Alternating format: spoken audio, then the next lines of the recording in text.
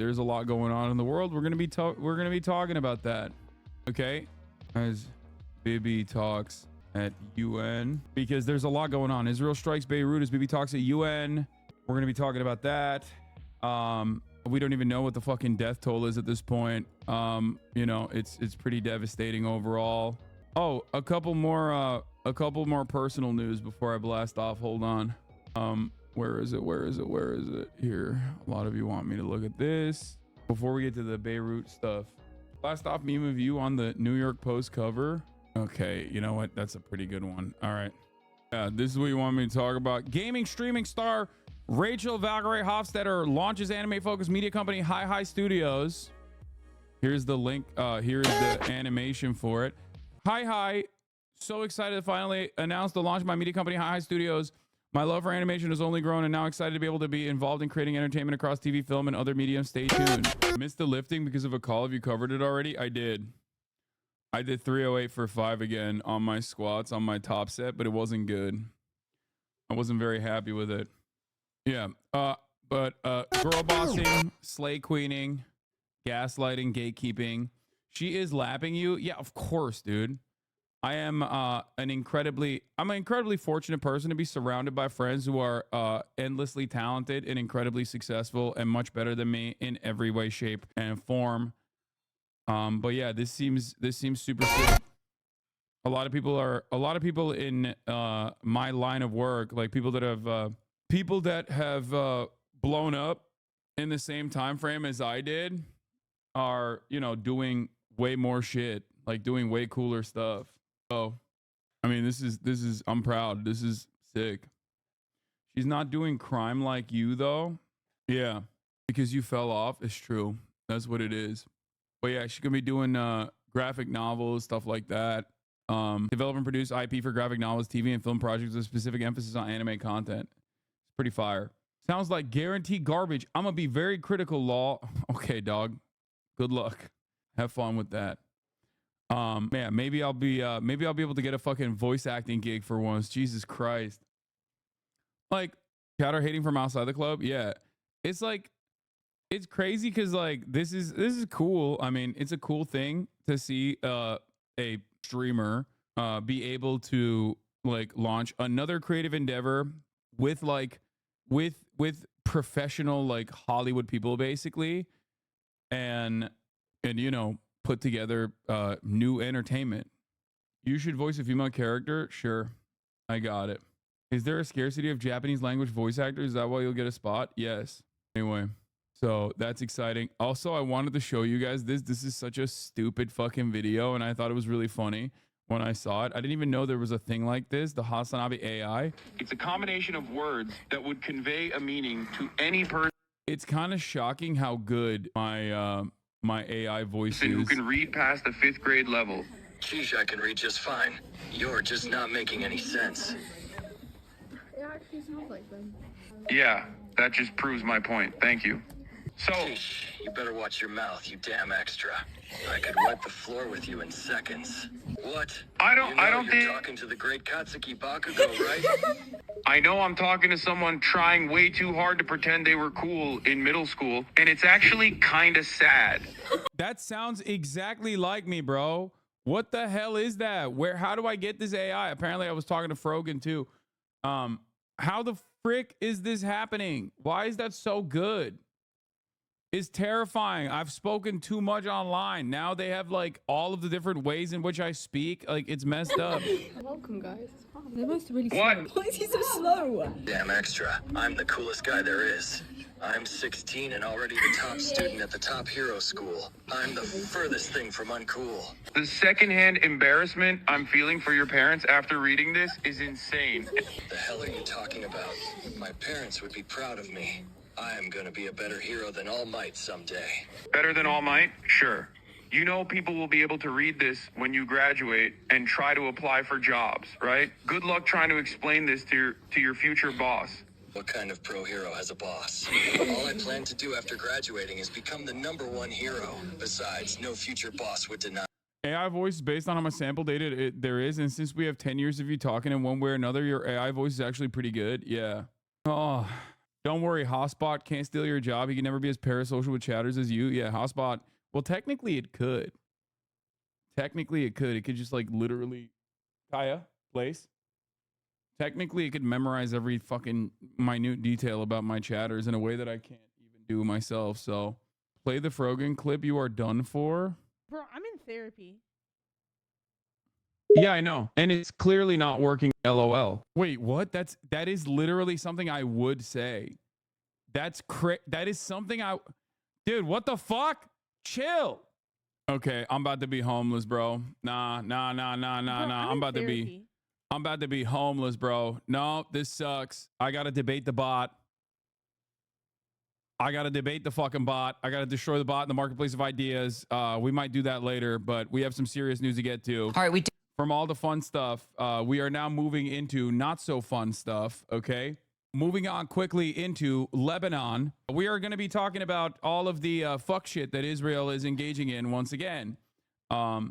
Israel has bombed Beirut. Remember, Beirut is not southern Lebanon. It's not like villages and towns. It's just straight up like a metropolitan city in the middle of a sovereign nation. And oh yeah, I blasted off. I forgot. I forgot to tell you that I blasted off. Here it is. There are videos from friends, people that I know, people in my community that live in fucking Beirut. You know what I mean? Like there are literally a shit ton. There are a shit ton of people, both in this community, people that you know, people that you're familiar with, like people's parents. Like it is akin to bombing Istanbul. It is akin, and if you think Istanbul is also out of touch and out of reach and you can't comprehend it, it's like bombing fucking New York, okay? Literally. It is like if 9/11 was happening again, okay?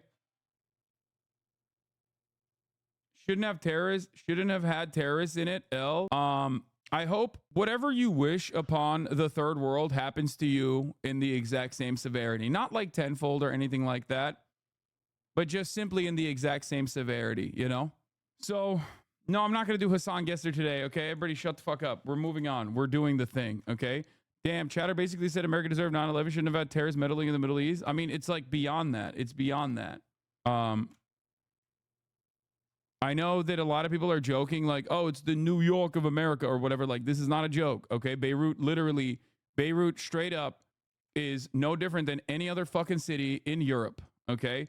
Any other city anywhere else on the planet, but for people who only have the capacity to view like Westerners as real human beings, the capital of Lebanon obviously has, it has 2.5 million people in it. It is literally fucking no different than any other goddamn metropolitan city. It's the capital, okay? It is ridiculous, okay? It is no different. It is no different than bombing Paris. We were eating when we heard it, 10 fucking hits. We are 15 minutes away and our building was shaking. I thought the war in Beirut had started. There was a lot of smoke and we rushed to call our loved ones, as we've been doing for the last few weeks. 6 buildings are on the ground now. There were kids inside, of course. It is utterly repulsive. It is completely unacceptable, disgusting. It is an act of war once again, but Israel gets to do it, as always.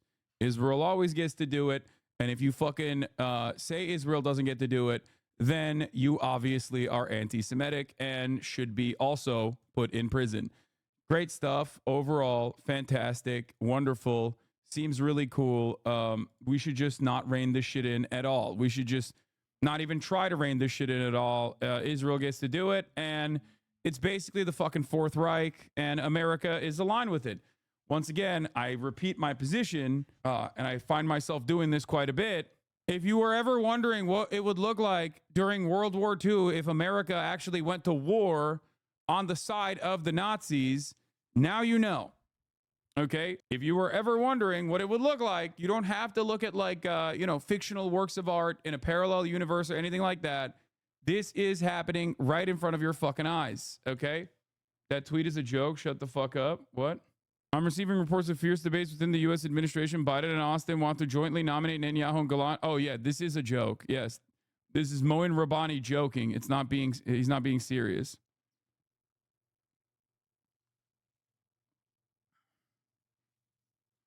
I mean, like, yeah, here. Is it me you're looking for? I can see it in your eyes. I can see it in your smile. I want to suggest covering the John Oliver video about disability benefits. Sorry if this is annoying. I won't comment on this again. Yeah, I'm not going to do that right now. You're out of your fucking mind if you think I'm going to do that. Okay. And for all of the reporting coming from Israel that Hassan Nasrallah is dead from the likes of OSINT Defender, which are like hyper Zionists, if you think that that is the case, like, I don't know what to tell you. You have to wait for Hezbollah to come out with a statement. Okay. They have to justify why they're doing these like massive fucking strikes. If you're just going to like literally listen to the IDF on this, I mean, it could be true, but if you immediately go along with the IDF's assessment on it, I don't know what to tell you. Okay. Yeah, it's probably not the case. Here is the bureau chief for Iraq from Reuters. Hezbollah Secretary General Hassan Nasrallah is alive. Source close to Hezbollah. So, you know, they are just justifying it because they're like, oh, it's Hezbollah was there. We had to strike it. That's why we killed, you know, another 100 fucking children in the middle of, again, this is Beirut. Okay. Just so you understand. I know that, like, I hate doing this because I feel like it almost leans into like this, Western heliocentric supremacist attitude where you have to see a fucking city resemble like what you think a good city looks like, a normal city looks like, you know, a Western city. It leans into like the Orientalist sentiment expressed on the other side of this. But like, it is literally just like any other fucking city. Okay. Here is Israel's supposed reasoning for doing it. The rationale behind the attack was that Nasrallah refused to decouple Hezbollah from Hamas and stop the fighting on the northern border. Therefore, the decision was to take him out of the decision-making picture. Yeah, great stuff. It's just, this is literally what I said yesterday and the day before. Israel could nuke Lebanon and America would be on board with it, okay? That's it. We do have breaking news this hour that we want to talk about. We can now confirm that Israel's strike on Hezbollah's headquarters in Beirut was indeed aimed at... Yeah, here, this is Lebanon was living in peace and tranquility in 1976, and then came Hezbollah, which is such a fucking stupid-ass thing to say. Classic anti-theist attitude here. I was just at a beach in Lebanon less than 2 weeks ago where everyone was in bathing suits as skimpy as in Miami, you freak. Also, who cares? Arabs are only worthy of your life if their women wear bikinis. Are the bikinis the only way to humanize us? You pervert. You should be embarrassed. Seek help and leave us alone. This is like looking at Lebanon and trying to do that like Egypt or Iraq or Afghanistan style shit is so funny because Lebanon still is obviously an incredibly diverse, multi-ethnic, and also multi-religious country. Maybe to a fucking fault almost. So it's like hilarious to be like, oh, look at what Hezbollah did. Look at what Lebanon used to look like. It's like, bitch, Lebanon still looks like that. The fuck are you talking about? The fuck are you talking about? Have you met a Lebanese person? They're gay as fuck. And I'm not saying that about Austin, like in general, dude. It's so fucking annoying. These people know nothing about anything. Anyway, so local businesses just lost their entire family in a strike in Lebanon. Israel needs to stop the genocide. Local business. Yeah, I mean, dude. There is just, I'm telling you right now, they just don't care. They don't care it. You are not seen as a fucking human being. Yeah, you do not get to do the Iran pre-1979 thing with Lebanon. People wear all kinds of clothing. Bars line up and down the block in Beirut. There are gay nightclubs. And it doesn't matter. I think Raina's take is even better than Seamus's take on this one. Because like it shouldn't matter. Like you can't justify, you can't use this like dehumanization to be like, see, look at how barbaric and backwards they are, which is why we have to bomb them into the fucking Stone Age. Like what kind of argument are you making? I hate that shit. Very stupid. Anyway, let's get to what fucking happened earlier today. Taking out the terrorist organization's leader, Hassan Nasrallah. We still don't have any confirmation, though, whether Nasrallah has been killed or not. Rescue workers are responding to the scene right now in southern. And by the way, in terms of like killing Hassan Nasrallah, what a lot of these people fail to fucking recognize, okay, from where they're standing, is that someone else will always fill the void, okay? It doesn't fucking matter if Yahya Sinwar is assassinated. It doesn't matter if Hassan Nasrallah is assassinated. These are not people that are like, I mean, they're very smart tacticians, okay? You might not agree with their methods. You might not agree with their worldview. I certainly don't in terms of like their own personal domestic affairs. But ultimately, they are smart tacticians. They're very well read. Overall, though, there's going to be another person that replaces them. you might put a stay on the resistance. You might soften the resistance for a brief moment. But ultimately, if you continue pummeling these fucking areas, there are going to be new Hassan Nasrallahs propping up. There are new Hassan Nasrallahs right now. Okay? Smart tacticians, a unique way of saying coordinating terrorist attacks. Dude, stop doing this, okay? You can't do this while we're watching the fucking smoke in the midst of Beirut, okay? Like, your understanding of terrorism and my understanding of terrorism clearly is not the same. You literally simply just say, oh, they're the brown guys, they're the Muslims, they're the terrorists, they're the bad guys. Stop with this fucking idiotic black and white, incredibly fucking infantile understanding of the situation, okay? God damn, dude. Oh no, it's you don't understand. Terrorists are the bad guys, and our allies are the good guys. Duh, obviously. They're the good guys no matter what they do. Even in this circumstance, they're the good guys, right? Because they're targeting the bad guys. You are a baby-brained liberal dipshit if you genuinely believe this. Okay? Yeah, you can't level 6 apartment buildings in the middle of a fucking 2.5 million population, dense metropolitan area in an entirely sovereign nation, and then turn around and be like, actually, the guys who were in the midst, like inside of those buildings, they are the terrorists. Like, you can't say that, you know? Or you can, and you can say that in American media. You just can't say that here and not expect some kind of fucking retaliation. Okay? There are human beings in those buildings. They are now dead. There are people in this community whose family members live in and around the vicinity. There are community members in my community that live in and around the vicinity. You're a fucking animal if you think that this kind of attack is justifiable, okay? And I don't care about what some other goddamn content creator said about this, okay? Don't bring this shit up unless you want simply drama. Like, I don't care what fucking Lonerbox said, okay? Why the fuck would I ever care about that? What is wrong with you? I'm doing news coverage. You want me to fucking go yell at some random fucking YouTuber, man? What the fuck? Who looks at one of the worst escalations in terms of like regional conflict in this area with the death toll increasing by the hundreds overnight and goes, I wonder if I can get Hassan to respond to some random fucking dickhead on YouTube about this issue. Okay? Jesus Christ. Fix your fucking brains, man. Southern Beirut, where they are evacuating the injured, also retrieving the bodies of those that were killed in the airstrike. You can still see the plumes of smoke from where that strike took place. Our foreign correspondent Marcus Moore is in Beirut, along with our contributor and former Deputy Assistant Secretary of Defense for the Middle East, Mick Mulroy. Marcus, let's start with you. We're just learning that Benjamin Netanyahu is actually cutting his U.S. trip early now. He made his speech this morning at the UN.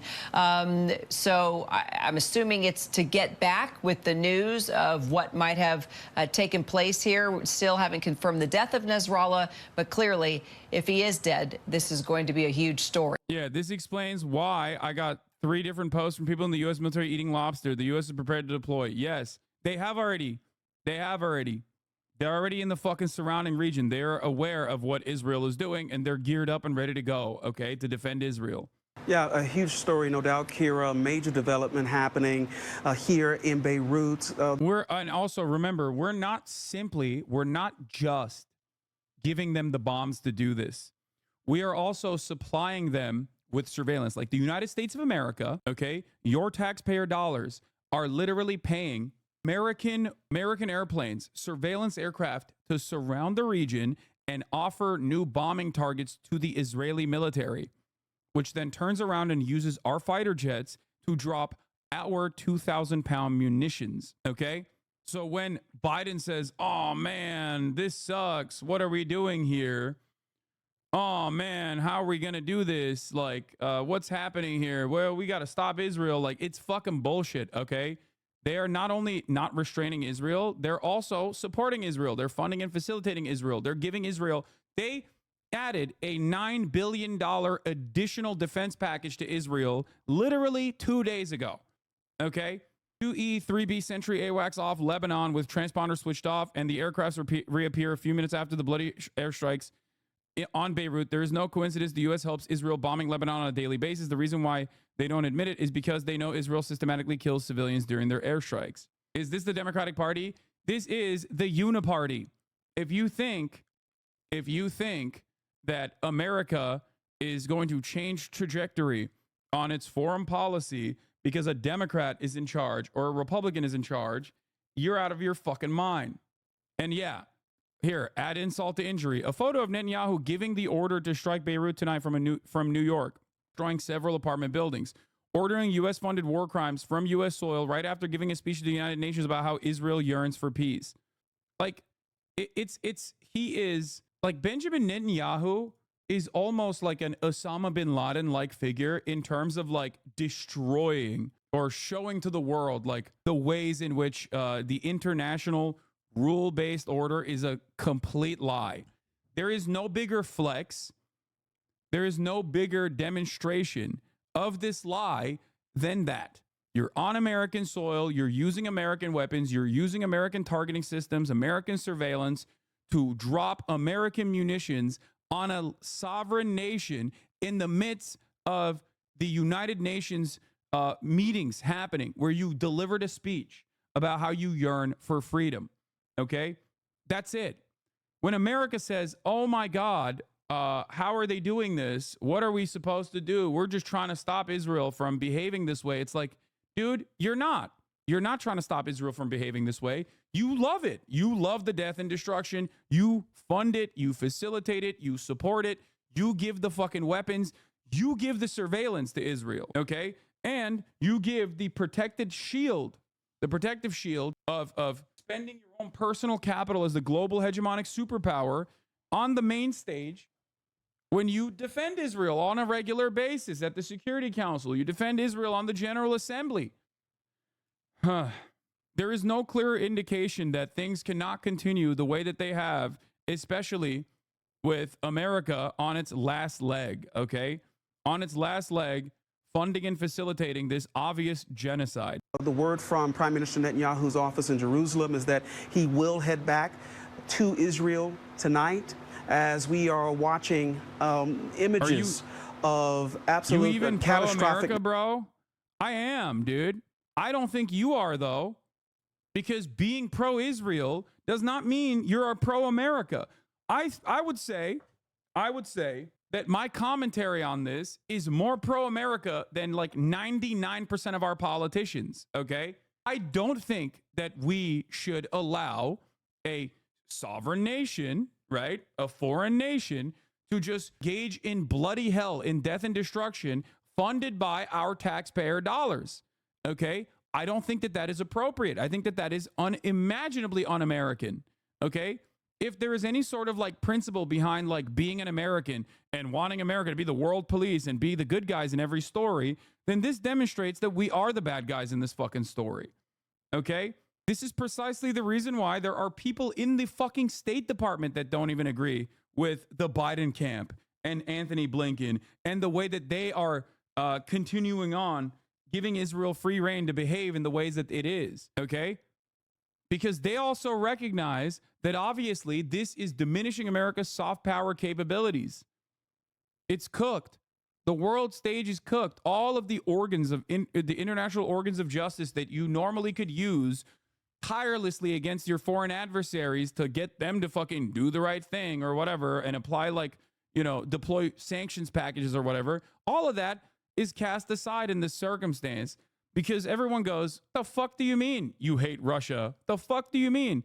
What do you mean that Russia is doing wrong things here? Look at what you're fucking doing in Gaza. Look at what you're doing in Beirut.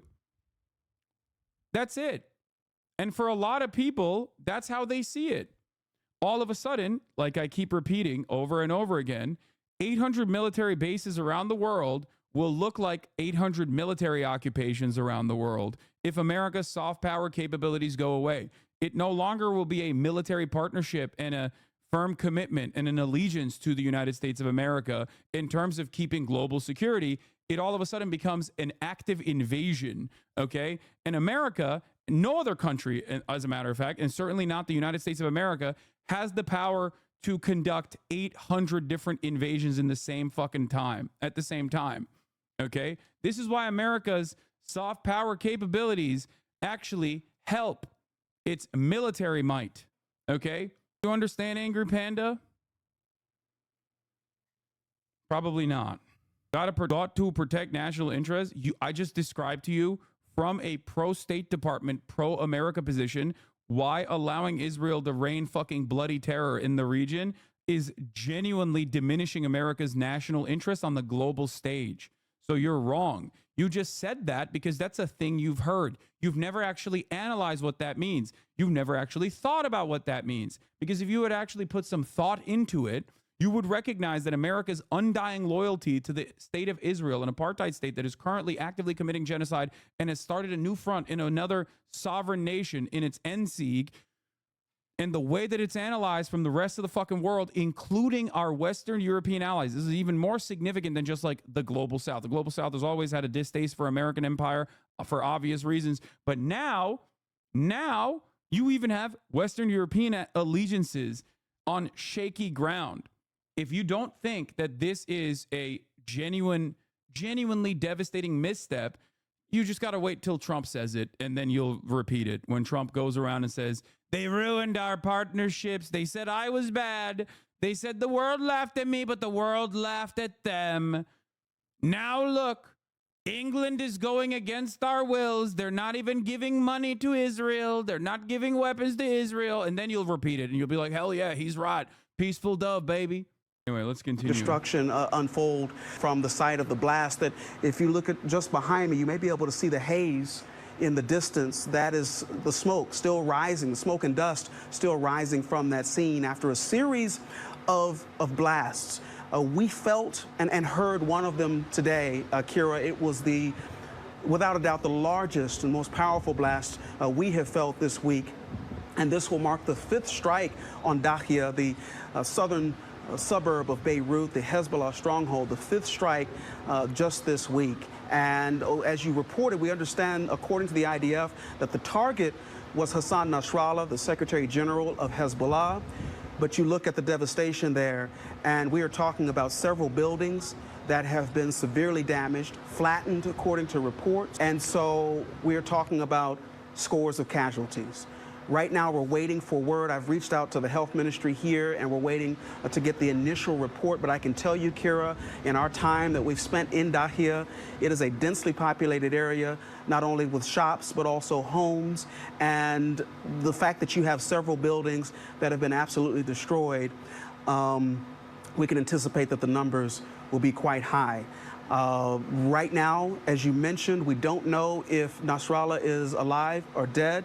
Israel saying that they targeted him. Every member of Hezbollah, ISIS, and the Taliban deserve death. They rape, pillage, and suppress. Israel deserves protection. That's cool. It's kind of interesting that you just like mentioned Hezbollah alongside ISIS and the Taliban, right? You said that you're issuing the death penalty on all of them. And then the reasoning that you mentioned for why they are worthy of the death penalty, okay, you did not suspiciously mention Israel, okay? But the reasons that you mentioned as to why they'd all deserve the death penalty are things that Israel also does, things that Israel has actually systematized, serialized, does on a regular fucking basis in broad fucking daylight with full-blown American support. So that's really interesting that you have this dynamic where you're like, well, Hezbollah deserves death. They rape, they pillage, and suppress. When in fact, one, Hezbollah and ISIS are nowhere near comparable. As a matter of fact, ISIS and Israel are significantly closer in both utilizing and bastardizing religion as a way to fucking justify their actions, and also destroying fucking cultural monuments, cultural world artifacts on a regular fucking basis, and doing unlimited acts of terror. Okay, in terms of this similarity between Hezbollah, ISIS, and the Taliban, it just demonstrates that you think, oh, they're Muslims, so they're the same. When in fact, if you look at the situation, Israel is infinitely closer to ISIS and has actually aligned with ISIS in Syria. As a matter of fact, has treated ISIS fighters, given them medical help. Israel deserves protection. No innocents deserve death. And killing terrorist leadership never really does anything. They're not competent leaders. Therefore, they're always easily replaced. It's a tough situation. It's not a tough situation. Okay? It is as close to black and white as you can get. Yes, Israel armed al-Nusra. Israel gave medical treatment to ISIS fighters. The idea that like the idea that it's actually Hamas or Hezbollah that is closest to ISIS is fucking ridiculous. You just think, oh, they're all Muslims, so they're the same. There's been no confirmation from Hezbollah that he was even in that area, and so we'll have to wait for word on that. Kira? And clearly, Mick, we're getting, there's other foreign news agencies like, the Saudi press is reporting that Nasrallah has not been killed, but still we don't have any confirmation.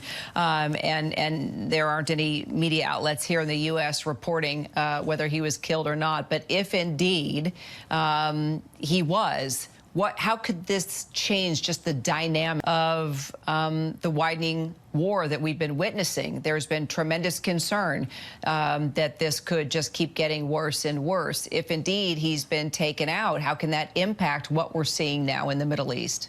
So, Kira, this would be a substantial blow to Hezbollah. Nasrallah has been the Secretary General since 1992 and is revered by that organization. So it would mark, of course, a substantial escalation going in the opposite direction of where the U.S. had hoped to go with a 21-day ceasefire. And it really does put an emphasis that is not where Israel intends to go with this conflict in Lebanon. It's important to point out that most of the facilities of Hezbollah are subterranean, so they build stuff under civilian areas to try to essentially protect themselves, though there might have been multiple. From New York Times 4 minutes ago, Iran's Supreme Leader Ayatollah Ali Khamenei has called an emergency meeting of the Supreme National Security Council at his home compound, according to Iranian officials with knowledge of the meeting. They said the meeting was in response to Israel's strike in Beirut that targeted the leader of Hezbollah, Hassan Nasrallah. Like, just so you understand, it would be what Israel did to the principal negotiator in the ceasefire agreement would be like if Iran was able to successfully blow up, if Iran was able to successfully explode the fucking hotel room that Benjamin Netanyahu is in, okay, in the United States of American soil. And of course, that's like unimaginable. That would never happen. And what they're doing here, what they're justifying here is like if, once again, like Iran blew up Israeli politicians, like exploded Israeli politicians with a missile strike in the middle of fucking Tel Aviv, or again, in the middle of New York, as a matter of fact. Bombs. The first to clear out the buildings, and then the second to actually penetrate to the subterranean space and potentially take out Nasrallah. I think it will have to wait a while to see if he was actually killed in this. Early reports are likely not accurate and not informed. I don't know that anybody's actually gotten down to see. Where the fuck is the rest of the Arab world? Bro, they have nothing, okay? They have nothing. One, in terms of like Hezbollah, in terms of, Iran, a lot of the other fucking Arab countries don't like either of these parties anyway. They don't like Hezbollah. They don't like, and they certainly do not like Iran regardless. We're talking about the governance structures in all of these Arab nations, okay? So that's number one. Number two, they have fucking fat military contracts with the United States of America. Their job, especially if you're talking about like the Gulf regions, the Gulf states, their job is to basically maintain a critical posture against Israel so that they don't get fucking assassinated by their own population. That's it. Their job simply is to sit back and be like, Israel, don't do that. That's really messed up, while they get weapons contracts from the United States of America and continue dealing with Israel in the exact same fucking ways that they dealt with Israel, because what the fuck are they supposed to do? They got nothing anyway. Their entire military is American gear, okay? Their entire surveillance capabilities come from the United States of America. Their targeting systems come from the United States of America. They got nothing. They are all hollowed out vassal states. So obviously, in terms of the governance structure in these countries, their entire purpose is to just make sure that their population does not fucking rise up against them and overthrow them in a bloody coup or something because, they go, enough is enough. What you're doing is unacceptable. That's it. That's their entire job, okay? And if you look at like Lebanon, or if you look at fucking Jordan, for example, these are direct like byproducts of Western colonialism. These are vestiges of Western colonialism. These are not like countries that were well defined. It was literally fucking places that they carved out and specifically gave, in the case of Lebanon, to a very diverse, multi-ethnic and multi-religious people that were living there, okay? And in the case of Jordan, they just like handed it off to fucking, the British Empire, basically. They're all, you might as well analyze Lebanon, and especially like Lebanon and also especially Jordan, as simply holding grounds until Israel takes it over. Okay? That's it. Like, from the eyes of Western colonialists, the way they analyze it is just like one day Israel will take it all and then we'll have true peace. Okay? Nasrallah is an evil piece of shit, so I won't shed any tears if he's dead, but fucking hell, Israel is just doing continuous terrorist attacks and we're aiding and abetting them to the fullest extent. Bibi and Biden both belong in The Hague. Yeah, it's just like, okay, like the thing I don't understand is people say this stuff, but they don't recognize that like this right here is the justification that Israel is using. So I don't know why you're so mad at like Benjamin Netanyahu and also Joseph Robinette Brandon and say that they belong in The Hague. Because when you say like, yeah, Hassan Nasrallah is an evil piece of shit, I hope he's dead, all you've done is basically give legitimacy, give an air of credence to why Israel targeted this fucking crowded neighborhood in Beirut. Okay? That's it. Like, you, without recognizing it, are basically reasserting the Israeli position. That's all you have done. Here is N12 News. N12 News is Dana Weiss. Israeli official says Israel is going to war. And we already covered this, but yeah, Iran's Supreme Leader Ayatollah Ali Khamenei has called an emergency meeting of the Supreme National Security Council. As far as we know, currently, we do not know if Hassan Nasrallah is dead. There is no confirmation thus far from the Hezbollah side. There's only confirmation, as a matter of fact, from the Israeli side.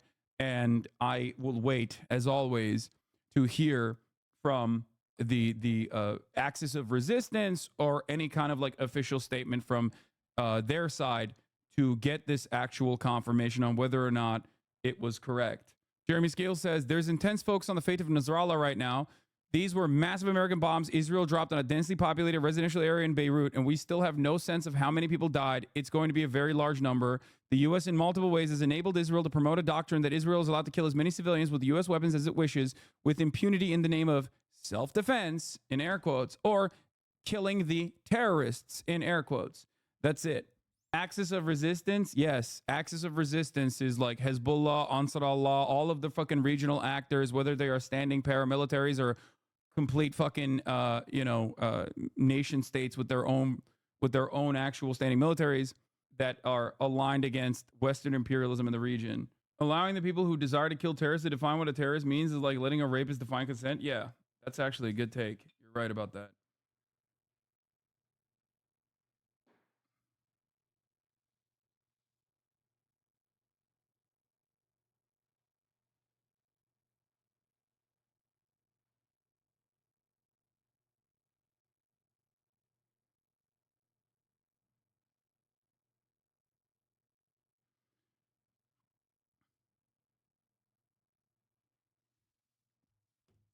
Anyway, good and evil child terminology. Yeah, it's just like, it's very, very frustrating. Israel confirms he's dead. Yes, but Israel confirms fucking Yahya Sinwar is dead every other week, okay?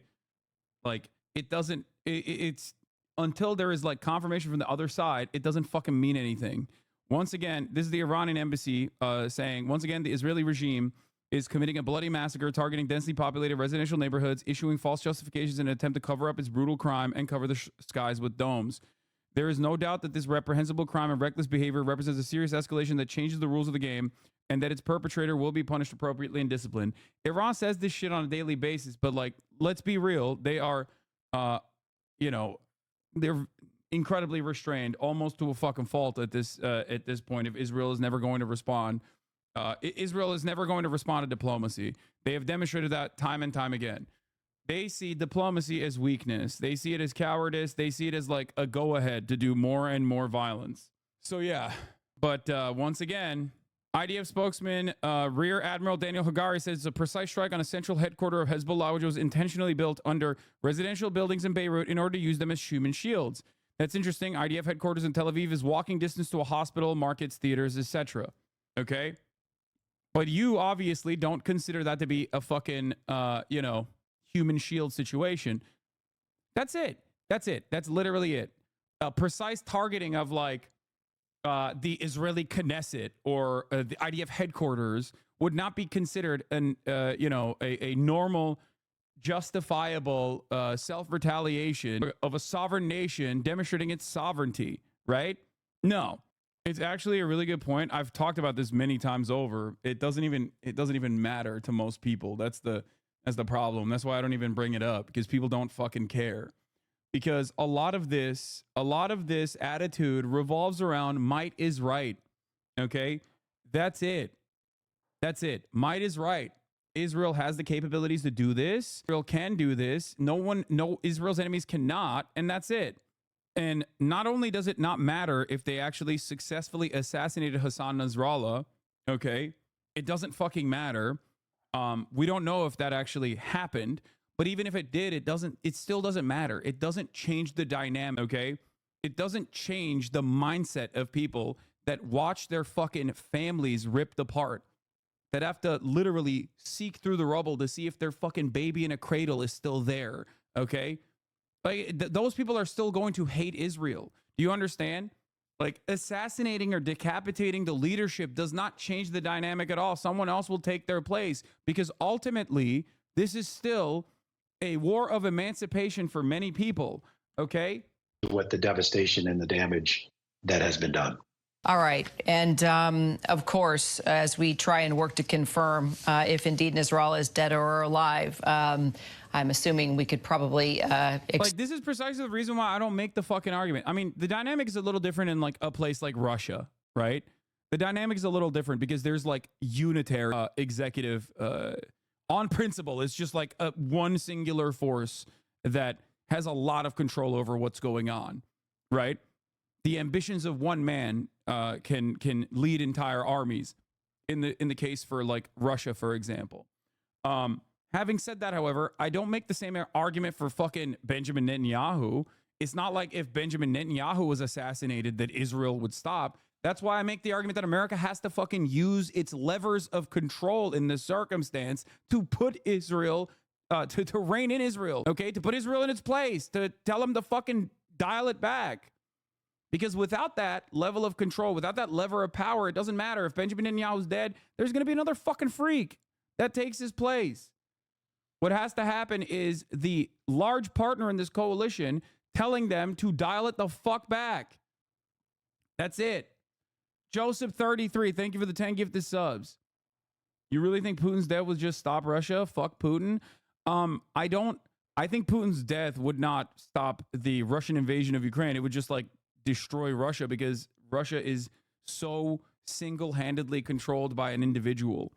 Like, there is no alternative, and for so long, that it would collapse Russia in its entirety. It would be devastating. It would be like post dissolution of USSR one more time. It would literally be the second, like, you know, all the child prostitution rates and stuff that people love to point to in the dissolution of the USSR in the aftermath of what happened in the Cold War. It would be like that. I don't think so, to be honest. There is no alternative mechanism in place. There's not even a fucking mechanism of like of what happens in the aftermath of Putin's demise, whether untimely or, you know, likely demise as a consequence of old age. Anyway, I don't know why we're talking about Putin. It doesn't fucking matter. But it's just, yeah. This person says, I really need someone to explain to me how bombing 6 tower blocks in Beirut is different from bombing the Twin Towers. Like, how? New Israeli defense officials estimate that some 300 people were killed in the Israeli strike on Beirut, according to Haaretz. Nice. So it's probably more than that. Like, think about it. If they killed 300 civilians and got Hassan Nasrallah, that's a 300 to 1. Is that justifiable?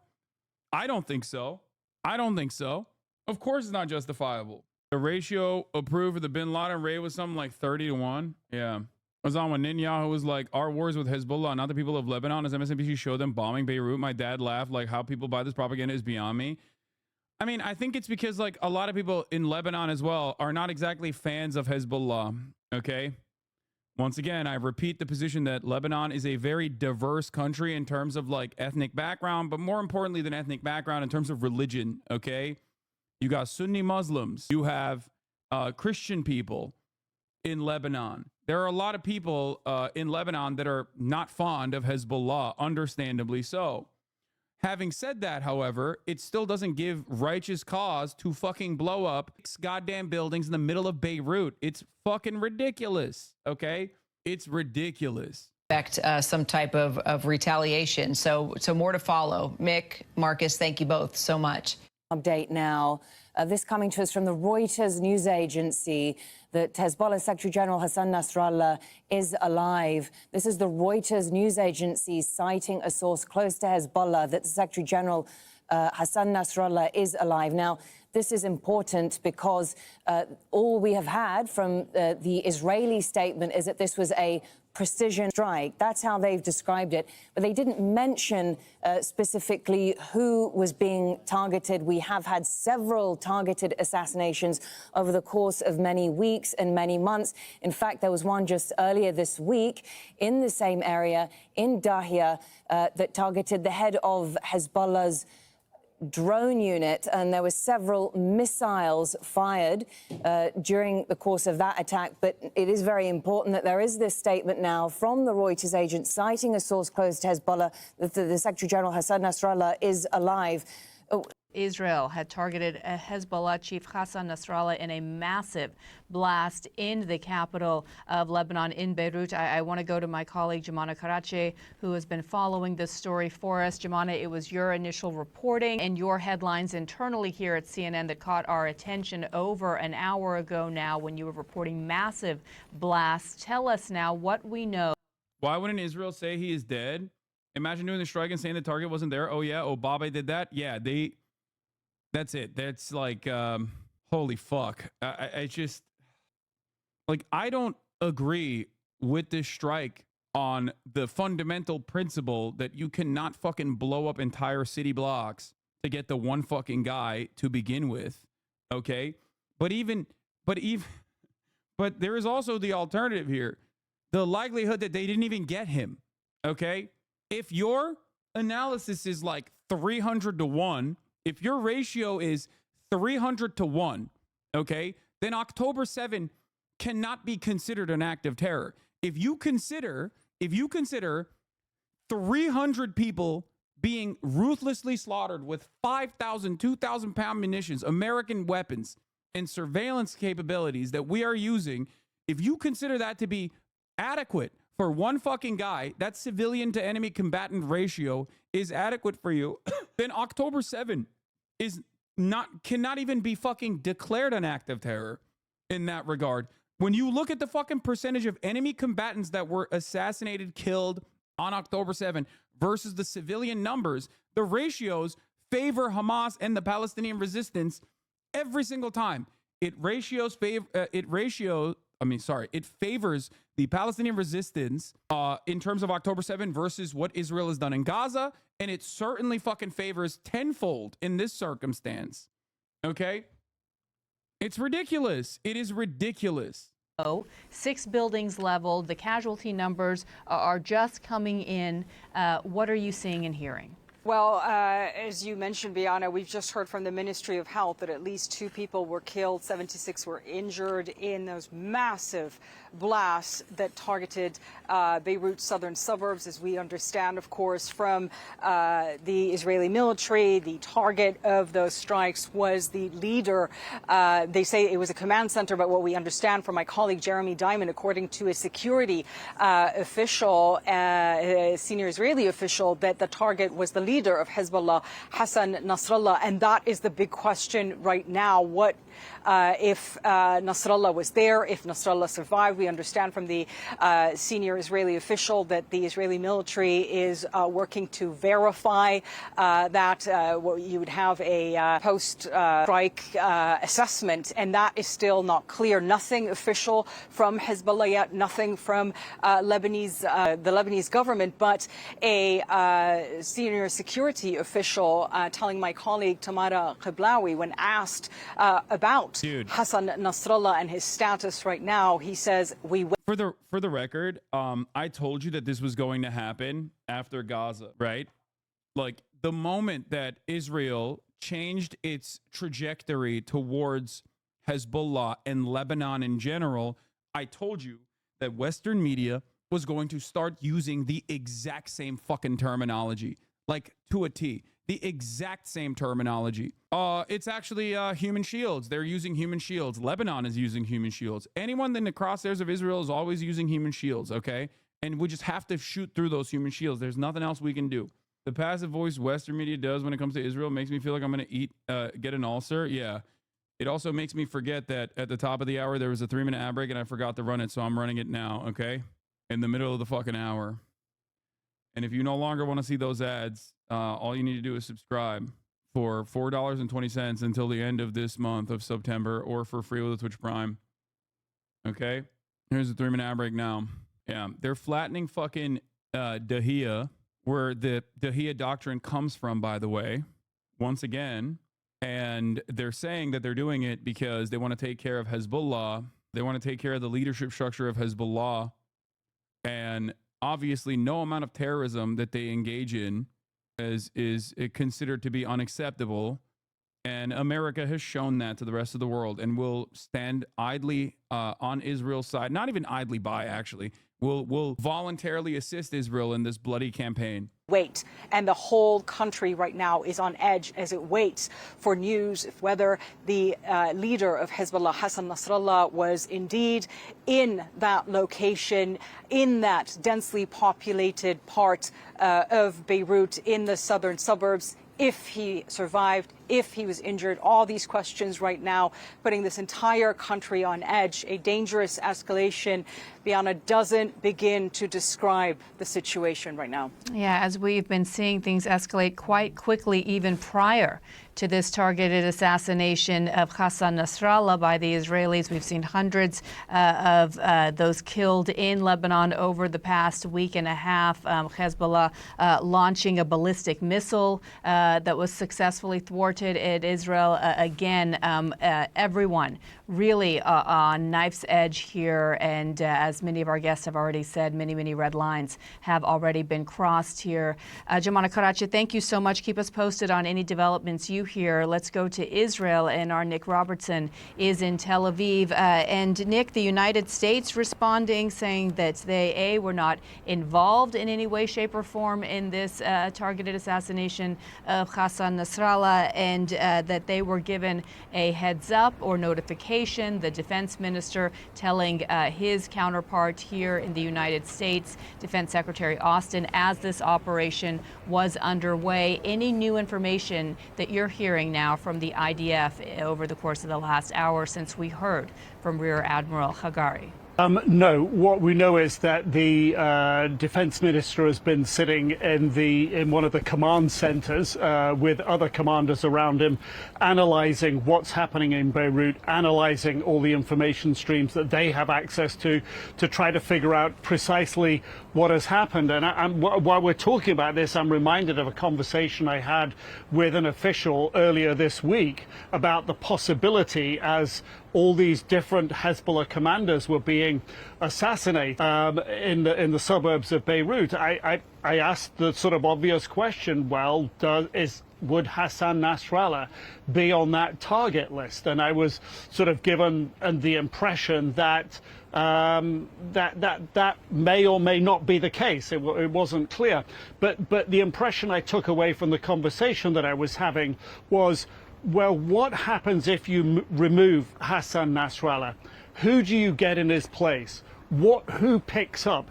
Is it somebody more radical? And remembering that Hassan Nasrallah is not a military commander per se. He has all those military commanders underneath of him. He's more of a sort of a figurehead, a leader, absolutely in command, absolutely the top of, the top person within Hezbollah, no doubt about his authority. But when he says, I want this done, I want this done, I want this done, it's the commanders, the military commanders underneath of him who realize that.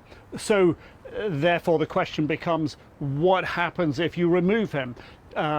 It's not going to stop the organization functioning, although clearly the organization is absolutely on the back foot. It's been decimated in many ways. I mean, he's right. It doesn't stop. It doesn't. There is no military solution to these issues. Okay, just like there's no military solution to Hamas, there's no military solution to Hezbollah either. Okay, that's it. That's it. And Israel knows that. They just don't give a shit. Okay. They just use the military solution as a justification for doing death and destruction, dealing death and destruction. And it's wild that they do not even mention this as anything but a successful, targeted, precise military strike. They don't mention 6 buildings demolished. They don't mention the hundreds of civilians that are under the rubble right now. Nothing. It's crazy. It is a complete abdication of responsibility. It is this is not journalism at all, okay? It's ridiculous. And control, leaders removed, the pager attacks, the walkie-talkie attacks, all of that has really put Hezbollah on the back foot. And this, if Hassan Nasrallah is dead, it puts them even further on the back foot. But the question does become, what sort of person inherits the leadership of Hezbollah? What sort of decisions would they take? Will they become more aggressive in their position towards Israel, where Nasrallah has been cautious in the past about not escalating, about sort of keeping the movement and the organization of Hezbollah together, not drawing Israel, not allowing Israel to draw it into a greater fight, if you will, by not responding to escalations, previous escalations, with their own overwhelming escalation towards Israel, staying out of that.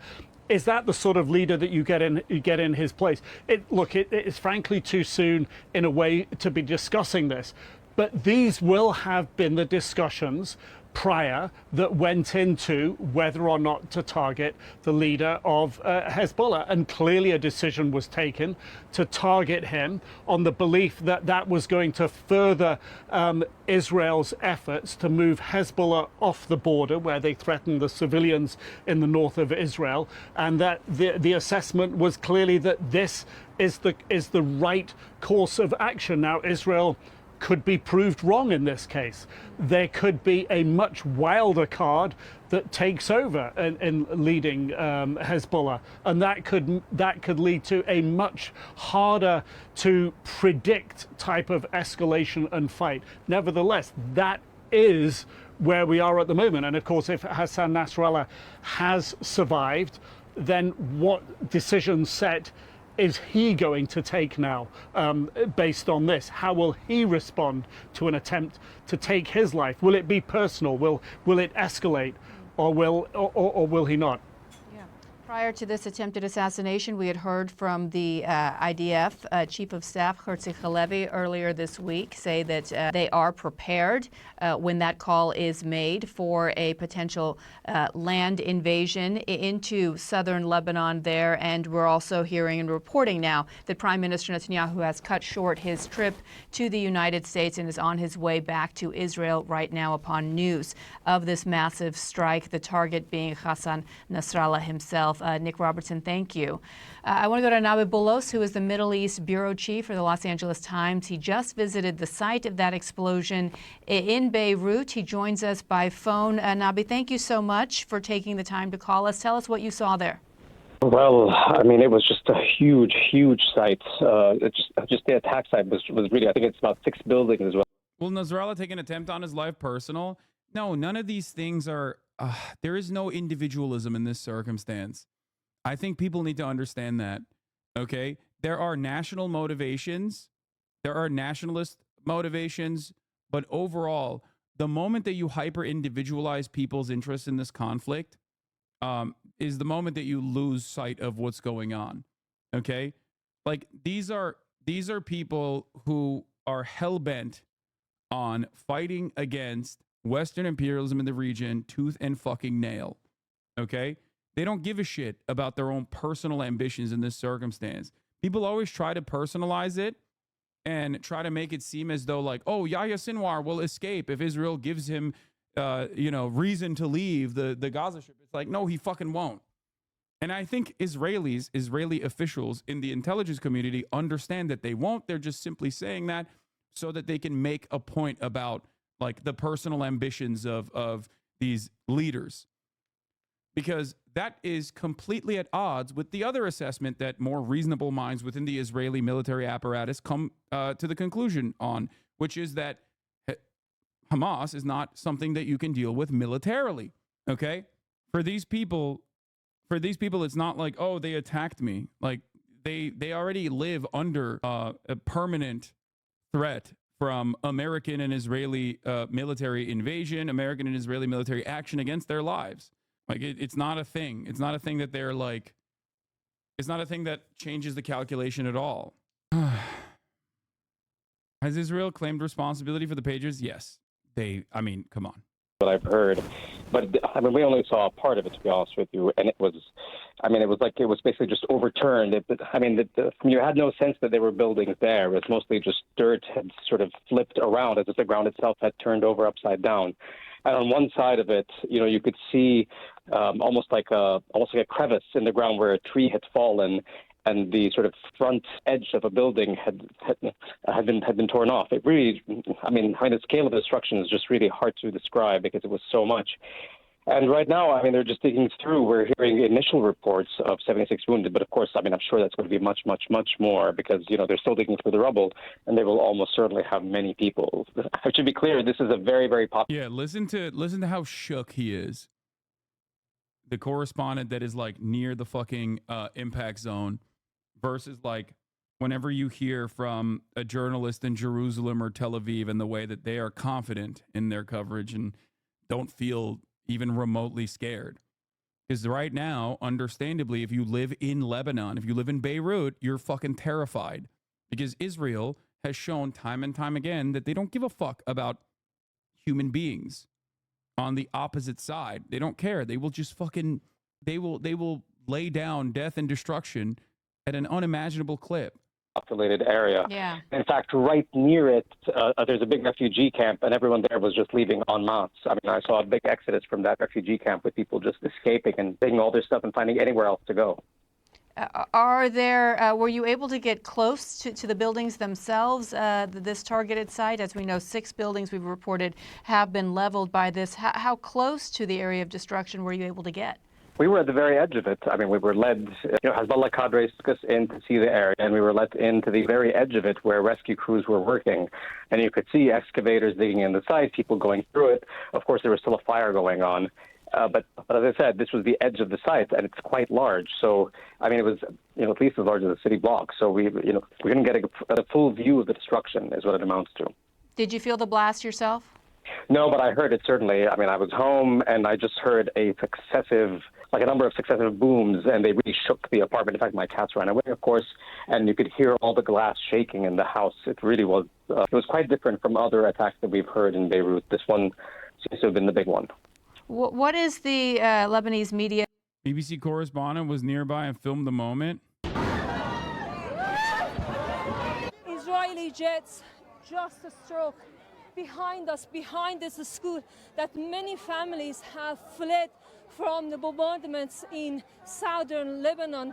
So we're just outside Dahir, which is Hezbollah's stronghold here in southern Beirut, not really far from the site of this attack. There is chaos, there is panic here, angry crowds just trying to leave Dahir. We've seen some families carrying bags, their belongings. We tried to set up our position just outside Dahir, and then a group of men came and stopped us from filming there. So yeah, by the way, in response, at least 40 rockets reportedly have been launched from Lebanon with at least 4 settlements in Safed in North Galilee.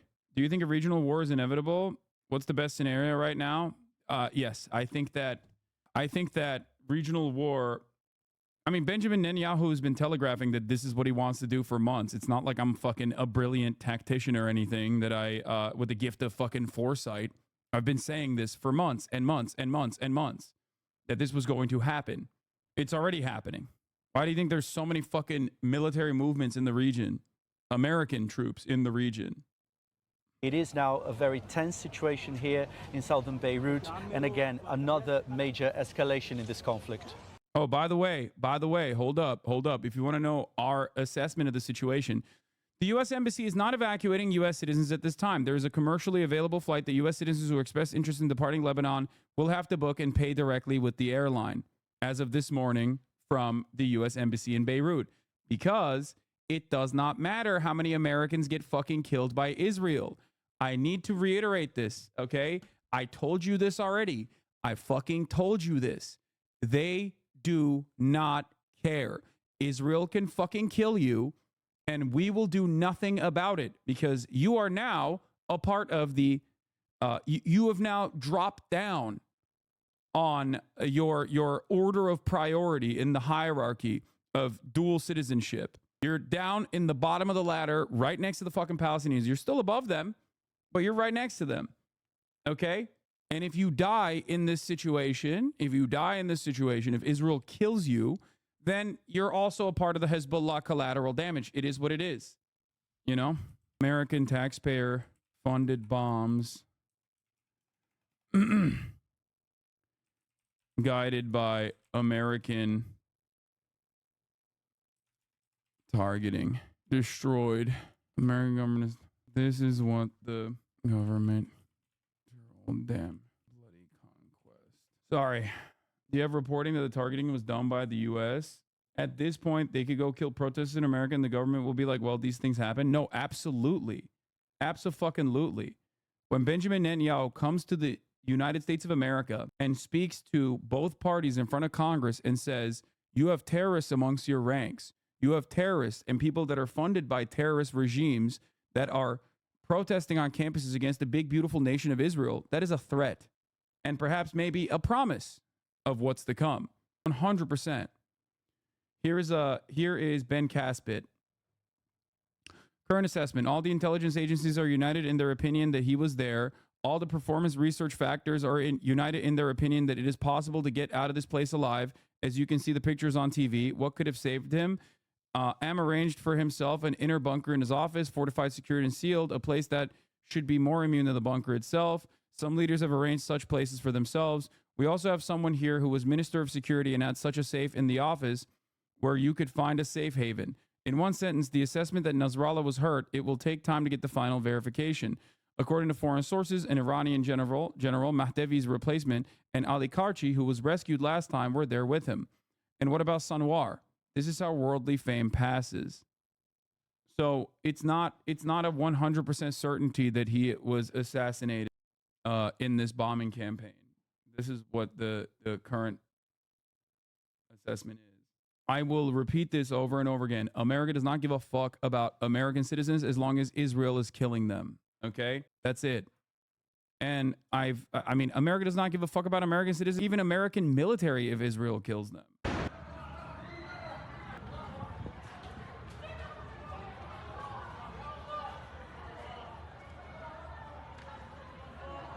Yeah. Families are flocking to the ERs asking about their loved ones, but the ERs are empty. There are no bodies to even bury because they're buried in the fucking rubble. They use bunker busters, dude. Sean called it a few weeks ago. USA will throw Americans to the wolves if it means helping Israel. Yeah. Sean said, some people are mad at me for saying Biden would happily trade U.S. lives for continued support for Israel genocide, but that's not even a stretch. It's just already happening in reality. The IDF can kill as many Americans as it likes as far as the White House is concerned. Yeah, it's true. But like, if you're more mad at him for saying this, and then world events prove this to be the reality, what do you do in that situation? Do you actually change your analysis, or do you just lean into it further and find a different reasoning for why it was justifiable? And a lot of people do the second thing. They just dig their fucking heels in, you know?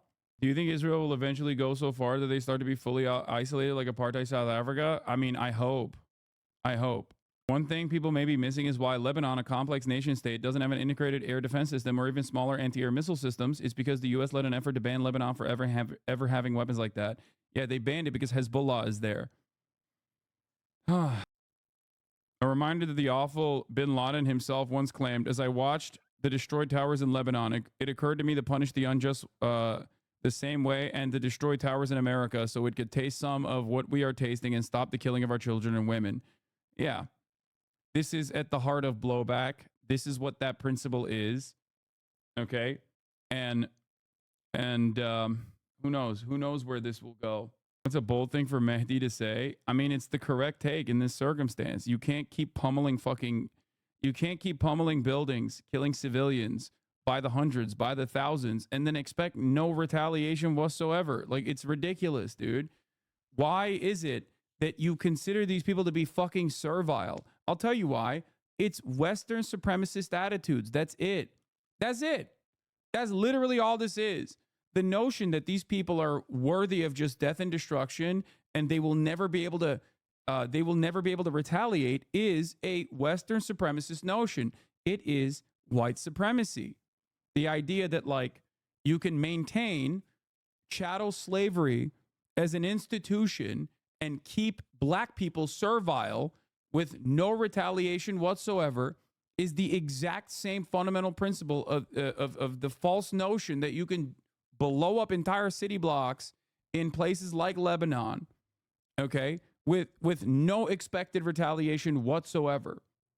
What? The fact that the party has given no indication of Hassan Nasrallah's health a few hours after the strike is a worrying sign. If he has indeed been assassinated, it would be a thunderbolt unmatched in the region in recent decades. If this is true, the likelihood of a direct Iranian attack rises far higher. If there's possibility that the commander of the Lebanon front of the IRGC's Quds force was killed in the Israeli air raid on southern suburbs of Beirut, there is a possibility that the commander of the Lebanon front of the IRGC's Quds force was killed in the Israeli air raid on the southern suburbs of Beirut, said the IRGC-affiliated Sabarin News. Who do you stand with going with the ongoing war in Israel? I'm just asking who he stands with. Bro, I stand with people, okay? Human beings, civilians. And for that reason, I, of course, stand firmly against Israel. One of my most firm commitments is to be anti-genocide, no matter who's doing it, no matter who is being genocided, okay? I stand with humanity. And as someone who is anti-genocide, of course, I am against Israel, which is currently conducting a genocide and now has also escalated in almost identical ways its war into Lebanon, a completely sovereign fucking nation state. A nation state that happens to be bordered with Israel. So, you know, that's what's going to happen to them.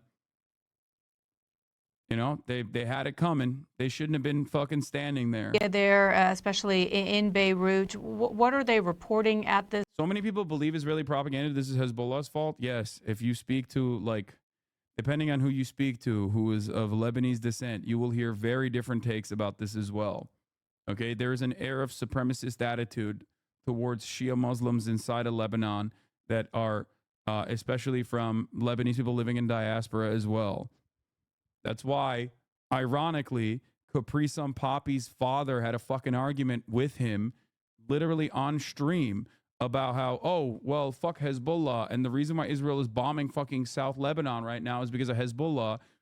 And then hours later, his own fucking farm was bombed. I wouldn't say that, like, the Lebanese diaspora Christians are indistinguishable from ultra-Zionists in the same way that, like, you know, some Persians are. They still have, like, anger and resentment towards Israel, but they certainly have, in some instances, more anger and resentment towards Hezbollah than anyone else. Like, they hate Hezbollah more than they hate Israel sometimes. It's you know, it is what it is. At this point, what are you hearing and seeing on their news broadcast in the aftermath? Again, this is just an hour and a half ago or so. I mean, right now, most of what's being said is trying to figure out the damage and who was killed, of course. Now, we've heard various things about, about Nasrallah still being alive. We've heard various reports. I've actually yet to see any kind of official statement from Hezbollah. All right. Before we get to Benjamin Netanyahu giving a speech at the UN General Assembly earlier today, which many people walked out of, by the way. Here it is. Diplomats exited the General Assembly Hall in protest when Netanyahu took the podium. The impunity Biden has offered Israel has been used by Netanyahu to make Israel an international pariah. And the conflict. Wait, hold on. I mean, I think this video is just... of Israel and the conflict. Anthony Blinken is live. Let's hear from the fucking animal himself. I can't wait. I can't wait for him to justify all of the things that happened and to be like, I'm really mad at Israel. Maybe they should dial it back after celebrating this tactical accomplishment. The overwhelming majority of countries. Yeah, and we're also going to give a 3-minute ad break here. Okay, I'm serving that to you. And tactically speaking, you can avoid those ads by subscribing, which you can do for $6, well, $4.20 in the month of September, or for free with a Twitch Prime, or by getting gifted a sub if you are lucky. Here is the 3-minute ad break now. Let's hear what this animal has to say. Putin is using to devastate Ukrainian homes, energy grids, and ports. As we saw this week, support for Ukraine is not just rhetorical. It's tangible. Okay, but Israel's doing Putin Dozens shit of countries came in together fucking to pledge Lebanon. to help Ukraine rebuild. The G7 and other partners made additional commitments to strengthen its energy infrastructure in the face of Russia's ongoing assault. Do we have a sending more equipment like wait, turbine maybe this has for Ukraine to win this war. subtitles. Okay, here it A is. discussion that they continued in Washington on Thursday, yesterday. To help Ukraine's courageous defenders and citizens, we announced a surge of support, $8 billion in new security assistance, including long-range munitions, an additional Patriot air defense system, and training for more Ukrainian F-16 pilots. Starting with the Quad Leaders Summit in Washington on Saturday and throughout this week, we've also advanced our vision for a free, open, secure, prosperous Indo-Pacific. President Biden met with Vietnamese General Secretary Do Lam to deepen the comprehensive strategic partnership between our countries. We're enhancing cooperation on everything from creating resilient semiconductor supply chains to addressing environmental challenges along the Mekong River. We'll continue those conversations in a couple of weeks when we get together at the ASEAN Summit in Laos. Along with my counterparts from Japan and South Korea, we took measures to institutionalize our trilateral cooperation, building on the historic Camp David Summit and reaffirming our shared commitment to creating a trilateral secretariat to advance this work. Just now, I concluded a candid and substantive meeting with China's Foreign Minister Wang Yi. We discussed steps to implement the commitments that our leaders made at Woodside last year, like working to disrupt the flow of synthetic drugs and precursor chemicals into the United States, improving communications between our militaries, discussing the risks of artificial intelligence. I emphasized the importance of maintaining peace and stability across the Taiwan Strait and raised concerns about the PRC's dangerous and destabilizing actions in the South China Sea.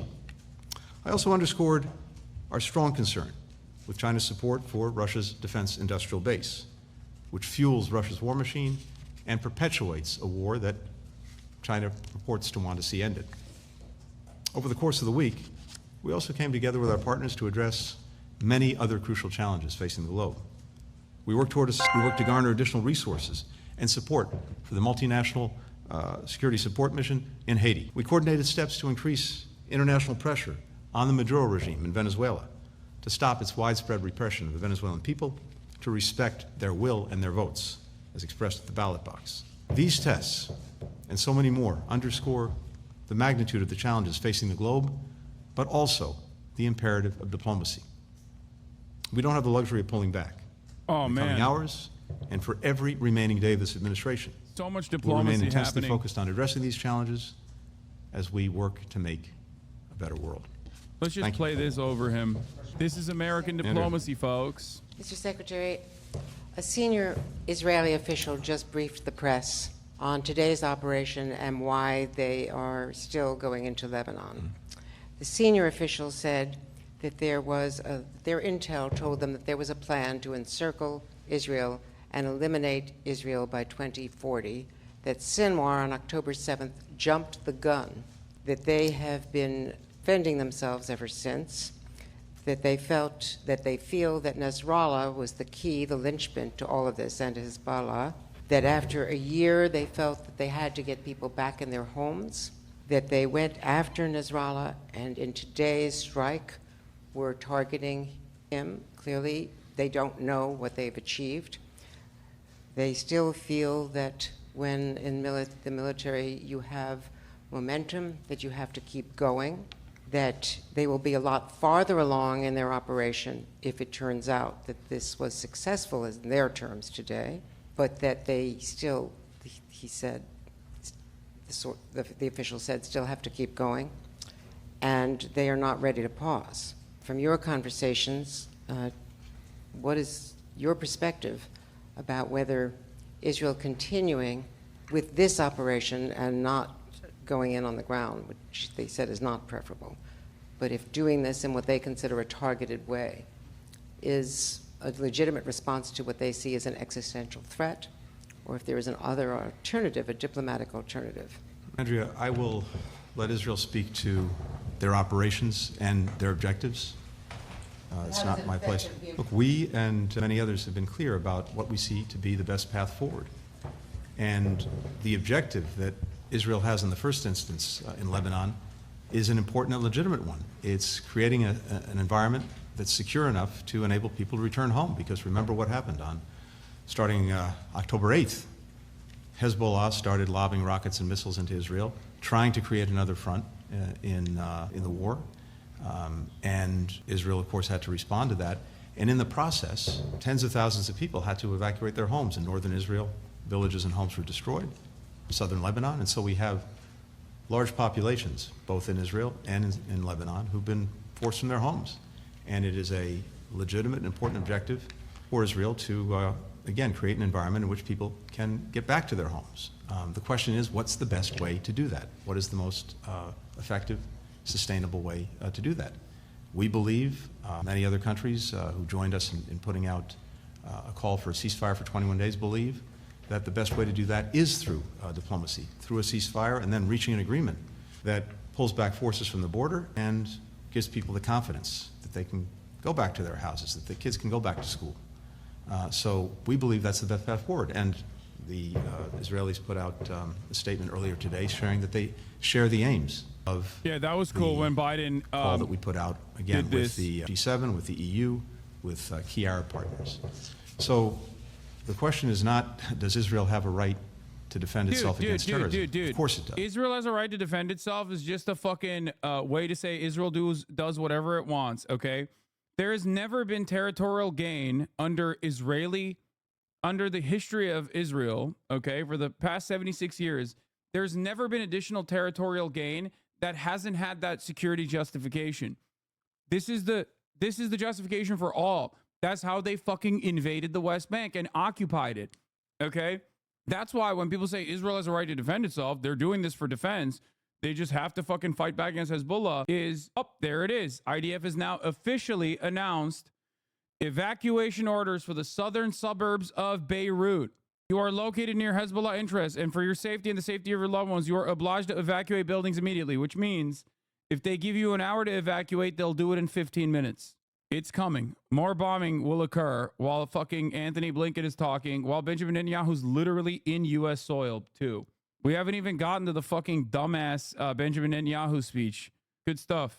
Administration clear position on the policy of targeted assassination. And if I may, please, one second question. You've emphasized for calm along the northern borders, and you have been working towards this goal for the past 11 months.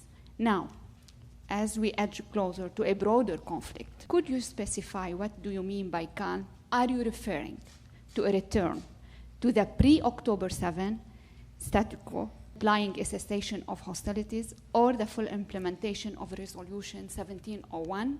Because it does matter for the Lebanese and for the Israeli to understand what are you proposing. And just one final question.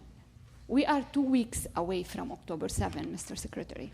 What could you... By the way, this will put the conflict back in the fucking forefront of the American population's interests. This is what I said when I told you early on that... So first, this is what I told you when I told you early on. Foreign policy is not the major point of contention ever. Far from it, until it becomes the only thing people care about. What happened, what the intent was, and until we have that information, I can't address in detail our response to it. So we'll continue to work on that in the hours ahead. With regard to a broader conflict, we've said very clearly, you're right, ever since October 7th, that one of our objectives, besides making sure that Israel does what it needs to do to make sure that October 7th never happens again, besides doing everything we can to try to make sure that people who are caught in this horrible crossfire of Hamas's horrible making, crossfire, people just caught in it, dude. Terribly, women, men, children in Gaza, that they get the protection that they need and the assistance they need. Besides that, our objective has been to try to prevent the war from spreading, as well as escalating. And on multiple occasions since October 7th, we seem to be on the verge of just that happening, including in the days immediately following October 7th, and then again on several other occasions, most notably in April, and even more recently than that. And each and every time, the combination of American deterrence and American diplomacy managed to prevent a wider war. We're intensely focused on doing exactly that now, along with many other countries, because in our judgment, in the judgment of so many others, it's in no one's interest to have a wider conflict. And so we're working in every possible way to prevent that from happening. Now, in terms of where we think this should go, no, going back simply to October 6th in terms of the border between Lebanon and Israel is not sufficient, because it's not simply a matter of having a ceasefire, that is, Hezbollah firing into Israel, Israel responding in a tit for tat. What's necessary is to create the conditions, including moving forces back, such that people in both northern Israel and southern Lebanon have the confidence to return home. It would be important, finally, to make 1701 real, not simply a piece of paper. Israeli surveillance, a senior Israeli source tells CNN that a confirmation of Hassan Nasrallah's death could come at any moment. That's what they're saying, according to Bragib Soylu from Turkey 3 minutes ago. And through 1701, the understanding was that any of the armed militia would put down their weapons. The state should have a monopoly on the use of force.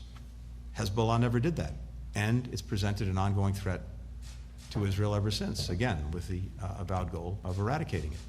So in this instance, the most important thing to do, again, if the objective is to just get people home, get kids back to school in Israel and in Lebanon, most important thing to do through diplomacy is to try first they're really trying diplomacy in both directions, and then to use the time that we would have in such a ceasefire to see if we can reach a broader diplomatic agreement on this. I think it would have to proceed in phases, but we have to have conditions on the ground such that people know with confidence that they can be safe in their own homes. One-way flight prices to get back to the U.S. Finally, single ticket. As we come to at this moment, October 7th, and the anniversary of that horror, our focus is not thinking about. I want to point to something here. Once again, Israel always vaguely gestures towards some broad security concern when it engages in territorial acquisition in direct contravention with international human rights law. Okay? There has never been an instance where Israel's like, nah, we're just taking this fucking territory because we want it. Okay? It's always, oh, there are people here that we have to deal with militarily because of our security concerns. So we have to bomb them. Then they bomb them. They kill the civilians. That creates a lot more resentment amongst the civilian population there that then understandably rise up in arms against the fucking state, right? Then once that area is evacuated, then settlers come in. Israel either directly or indirectly allows these settlers to set up camp. Okay? Then comes the next problem. You have to protect these settlers. They're Israeli citizens. They're important. So then they go in and they bring in the military apparatus. They build encampments. They build entire city blocks. They build military. They build the military occupation. And before you know it, they've overtaken the entirety of the West Bank. There is never a situation where Israel says, we want it, we are going to take it, okay? They always use the vague security justifications. We have to secure our people. We have to secure Israeli interests. We have to secure Israeli citizens. And that's why we have to behave like this. So when people say Israel has a right to defend itself, when they say we just have to simply now invade southern Lebanon and occupy southern Lebanon because northern Israelis need to go back to school, they need to go back to work, that is precisely what they are saying and doing, just like they did in Gaza, just like they did in the West Bank, just like they did in Golan Heights, which is now permanently annexed internationally, not internationally recognized, but recognized by the United States as a part of Israel proper. Okay? That's it. No one ever fucking calls it like living room. The settlers do, but the Israeli state is not going to call it living space. They're not going to say Lebensraum, okay? They're not. They're simply going to say security concerns. They're vaguely going to gesture towards that, but the ultimate goal is land acquisition, okay? The ultimate goal always is land acquisition. That's it. It's pure. It's very simple. Those military objectives have been achieved. And so getting the hostages home, putting Gaza on a better path, I believe is in their interests. It's manifestly in the interests of people in Gaza who would get immediate relief from the war, immediate relief in terms of a surge of humanitarian assistance, and a commitment from the international community to help them rebuild their lives. And It should be in the interests of Hamas if, as it says, it represents the interests of those Palestinians in Gaza, because the ceasefire would advance those interests. So, irrespective of the individuals involved, the interests are clear, and whoever the individuals are, they'll have to make determinations and decide. Similarly, when it comes to Lebanon, same thing. It's clearly in the interests of the Lebanese people to have peace, to have security, to have stability, to not live under threat. And certainly in their interest to avoid a wider war, where inevitably the biggest victim of such a war, those who would suffer the most, are the Lebanese people. And so those who purport to represent their interests and have their well-being at heart should find a way to act on those interests, irrespective of the individuals involved. And this is what so many of us are working to put forward. We've been very clear in not just what we've said, but also in what we've done, including the deployment of significant assets in the region, that we will do our part to deter further conflict, to deter escalation, to deter a widening war. And there are two sides to that coin. One, to avoiding that wider war. One is this deterrence, and we are committed to it. But the other is diplomacy. And as I mentioned before, on several occasions since October 7th, we've been on what we judge to be the brink of that wider war, and through a combination of deterrence and diplomacy, we've managed to prevent it. That's what we're focused on now, and all parties in the region, I think including Iran, know that and can see that. And then finally, with regard to Ukraine, I wasn't there because I was here in New York representing the President and the administration.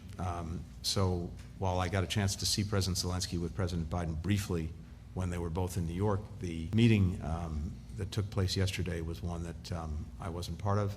And I can tell you, though, from the readout that I got from the meeting, that it was not only very good and very positive, but among other things, it resulted in, or we announced at the same time, the provision of significantly more assistance to the Ukrainians, notably security and military assistance, more than $8 billion worth, that will carry us through the end of this administration. In the conversation between the President, President Biden, and President Zelensky, the Ukrainians presented their plan for victory, and I'll let them speak to the details of that, including what's necessary in their judgment to achieve it. And we are studying it very carefully, and that includes what, if any, additional things we or other partners of Ukraine would be called on to do in order to help them achieve that success. But the President's been very clear that he's committed to Ukraine's success. He's committed to making sure that they have what they need to effectively defend themselves as well. I've said it many times, and I'll say it again. Every step along the way, we've adapted and adjusted to those needs, and I'm convinced we'll continue to do so. And for the final question, Mark Manier with South China Morning Post. Hi, Mr. Secretary. Thank you very much. Brazil and China, a couple of hours ago, pushed further on this idea of sort of mediating with a peace plan. Can I get your reaction to that? Is it a distraction? Is there a useful part of that, particularly in light of President Zelensky's opposition to it? Related to that, Ambassador Nick Burns yesterday, I believe, basically signaled that there could be more sanctions on China related to their dual use assistance. All right, let's go to let's see what CNN is doing on its live stream. Given that at this point we seem to have about 300 commercial sanctions break. Never mind. against China, and there's not too much evidence that they have managed to change China's behavior. Residents of the southern suburbs of Beirut, Al Lailaki neighborhood, Munir Shadid building, and neighboring buildings as shown on the map, Al Hadath neighborhood, Sheet building, and adjacent buildings shown on the map, Al Hadad district, Al Salam complex. You are located near Hezbollah interests, and for your safety and the safety of your loved ones, you're obliged to evacuate the buildings immediately and move away from them at a distance no less than 500 meters. Now, what you need to understand here is that they're saying they are going to start blowing up buildings again. But what you also need to understand is that those fucking, this announcement is coming midnight, okay?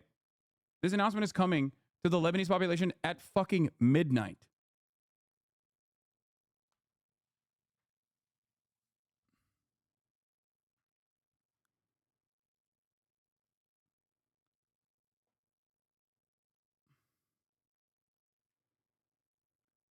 U.S. airborne troops arrive in Israel. What?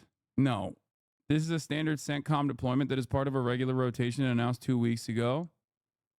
I mean, that for all the liberals out there, do you think the gays and what trains? You mean trans people will be more safe if Hezbollah is taken out? You don't think Israel will have plans to carpet bomb their ass right after getting their land? If you really care about those people, you'd see the bigger picture. No, it's not even that, because the reality is, it's not like Hezbollah is super fucking, well, they might be pro-trans, but they're not exactly pro-gay, right? They're not. They're fundamentalist. Their operation, their like internal governance is certainly Islamist fundamentalist. That is a fact. Okay? Not to the same degree as like Saudi Arabia, mind you, but that doesn't really fucking matter because Saudi Arabia is our ally. Anyway, here, let's see what the CNN breaking news looks like. Beirut. The blast flattened the buildings in the Lebanese capital. You heard Nick Robertson describe, he's a war expert and knows exactly the size of the column, the length of time it took for that smoke to rise, the depth of the bunker that they were targeting. According to the IDF, the attack was a precision strike on Hezbollah's headquarters. Now, the unknown, of course, is whether, firstly, Hassan Nasrallah was there, and if he was, did he survive? Officials on US and Israel say Washington was kept in the dark until the operation was underway. The White House officials were furious that Benjamin Netanyahu had dismissed a ceasefire proposal on Thursday and then proceeded as they have. Kevin Liptak is at the White House. Netanyahu goes.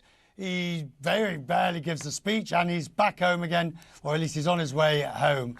This is rather tricky. Yeah, I think it is. And when you talk to American officials, they do say that this is obviously a precarious moment, and they're trying to emphasize two things. One is that they didn't have any involvement in the strike itself, and you heard that from President Biden a little bit earlier, saying that the U.S. was involved and had no knowledge. The other thing they're trying to emphasize is that they didn't know ahead of time that this was going to be a strike targeting Hassan Nasrallah. And what we did learn is that essentially the U.S. Defense Secretary learned about the strike as it was underway in a phone call with his Israeli counterpart. The planes were already in the air, and so the U.S. is trying very much to distance itself from the actual events. Come on, dude. The question now for American officials is, of course... Dog, he made the fucking call from U.S. soil inside of an American hotel blocks away from the United Nations General Assembly. On Wednesday evening, and that the next morning Netanyahu rejected out of hand. As you mentioned, American officials were furious at that. There was a number of intense meetings in New York. They were so furious that they gave $9 billion additional of weapons to Israel 2 days ago. Confidant. Essentially, what Antony Blinken, the Secretary of State, told Dermer in their meeting was that Israel would need to come out with a statement saying that it was supportive of a ceasefire broadly. Of course, that was all before this event in Beirut. Now the open question is what happens next, and certainly American officials very urgently trying to de-escalate the situation. Right, but this speed and willingness to distance themselves, we knew nothing about it. It's got the overtones of, and we wouldn't have supported it if we'd known about it in advance. Is that fair? Well, I think when you talk to American officials, certainly no one is going to mourn the death of Hassan Nasrallah if he is in fact dead. But the fact that this was happening at a moment when they were trying to ease the tensions and lower the temperature, not only on the border between Israel and Lebanon, but also in Gaza, I think that American officials would say that the timing was just not right. At a moment when this whole situation seems like it could tip over into a wider regional war very easily and very quickly. That's not to say that they don't support taking out Nasrallah broadly. They view Hezbollah as a terrorist organization, and they view Nasrallah as something of a terrorist. Of course, he leads Hezbollah. So I don't think that American officials would necessarily discount the import of that, but the timing, I think, is what's in question. How difficult is this with such nuanced, dangerous, risky geopolitical happenings? I'll be as neutral as I can be, Kevin. 5-6 weeks from a US election where neither candidate wants to be seen to go too far one way or the other because you will lose votes from the opposite side. President Biden is looking particularly impotent in the sense of to be able to force Israel to do anything. And you couldn't make it up. You've got Ukraine worsening, you've got Gaza, you've got now southern Lebanon, and we're 6 weeks away from a US election. Absolutely, and it's such a complicated dynamic, in particular for the vice president, obviously Kamala Harris, who has said nothing specific about how she would handle this situation any differently than President Biden. President Biden, of course, has tried and tried again to achieve a ceasefire in Gaza to no effect whatsoever. Harris, whenever she's asked about the conflict in the Middle East, simply says that it would be resolved if Hamas would agree to a hostage deal, but she hasn't said how she would do it. And certainly President Biden hasn't been able to do it either. When it comes to President Trump, there's so no hard, question dude. that he is on the side of Israel, that essentially he would continue the American perspective of allowing Israel the arms and weapons to carry out the strikes that it's carrying out in both Lebanon and Gaza. And so I think when you talk to voters and when you think about this from a voter perspective, they see a world that is essentially on fire. They don't necessarily see a plan to take it under control. And I think when you're both of these candidates, the struggle is to try and convince American voters that you have the capacity to do something. Harris so far hasn't necessarily said exactly how she would do any of that. Kevin, you've got a busy few hours ahead of you, so please don't go too far away. And in a moment, there's more from the White House or from Capitol Hill. You're in Washington. You're a man there. We expect to hear from you. Thank you. I need to bring to your attention more breaking news. Hezbollah has fired a barrage of rockets at the city of Safed in northern Israel. According to the forces there, around 30 rockets were fired in total, some of which were intercepted. Officials say at least 2 of them hit the city. We'll find out the damage and the damage assessment in the fullness of time. It's great stuff, man. Thanks. It's just, I don't know what to say. Like I don't know what to make of any of this beyond. Yeah, I mean, Noah had a good take on this. Yeah, he said, can Western analysts quit Nasrallah death watch for a second to absorb the hundreds of people Israel marked for death? No? Okay, go back to stroking yourselves off while waiting for more news. Like people, I don't understand how people don't recognize how every time you do like you pop open the fucking champagne bottles and talk about how fucking wonderful of an act that Israel engaged in that just killed a shit ton of people. You're not calculating the human toll. You're not calculating the possible retaliation. Yes, I intend on watching Benjamin Netanyahu's UN speech. The problem is in the immediate aftermath of his fucking UN speech, he turned around and bombed Lebanon.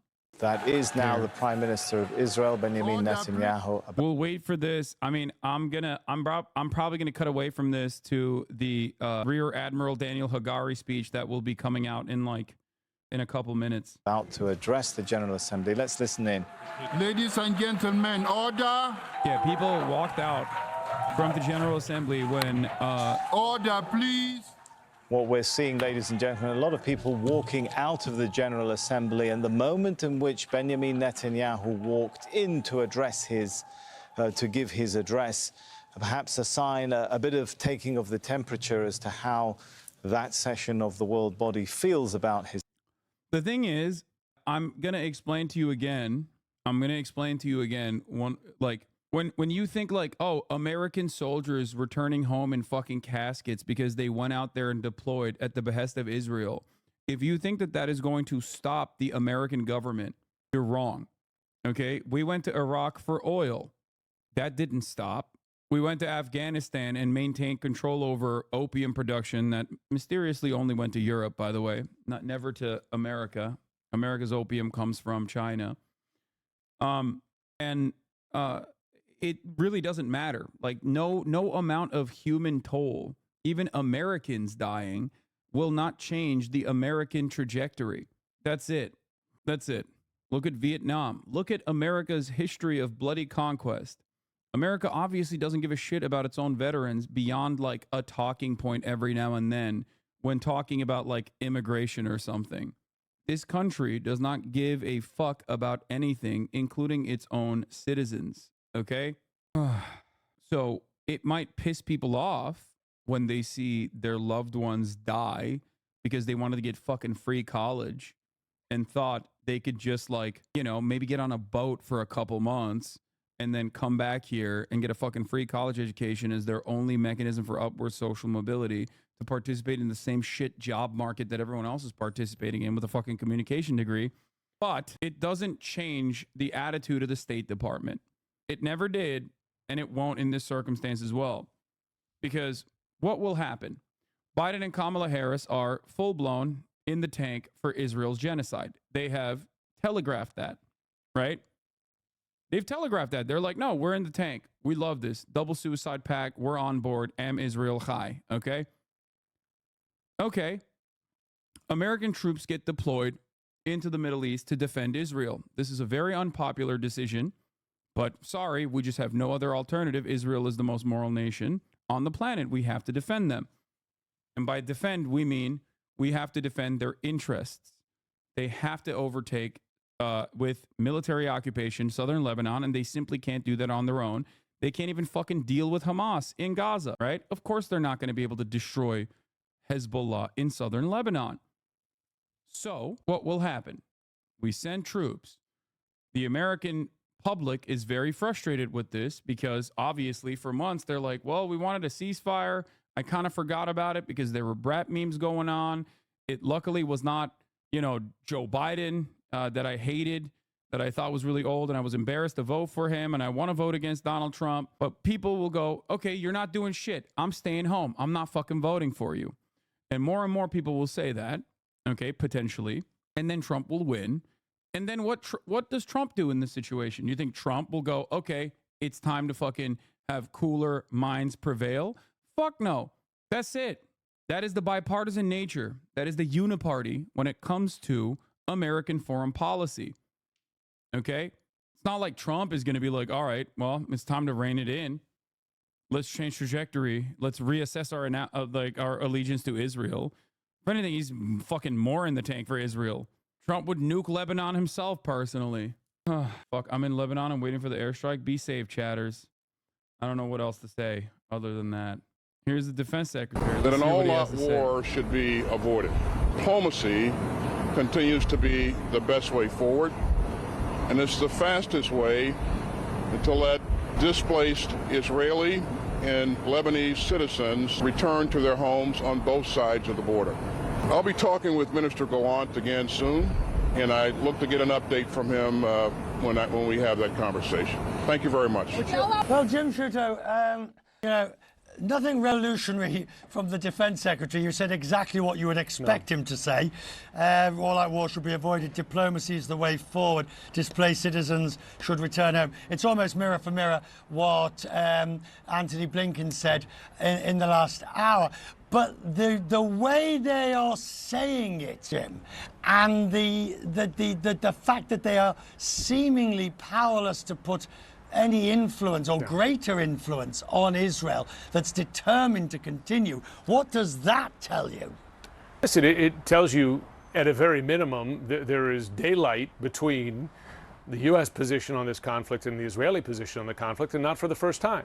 If you go back months into this conflict, U.S. officials have been pushing for greater attention, for instance, to civilian casualties in Gaza, not getting it to the degree that they've wanted, certainly. The U.S. invested enormous diplomatic capital to get a ceasefire in Gaza.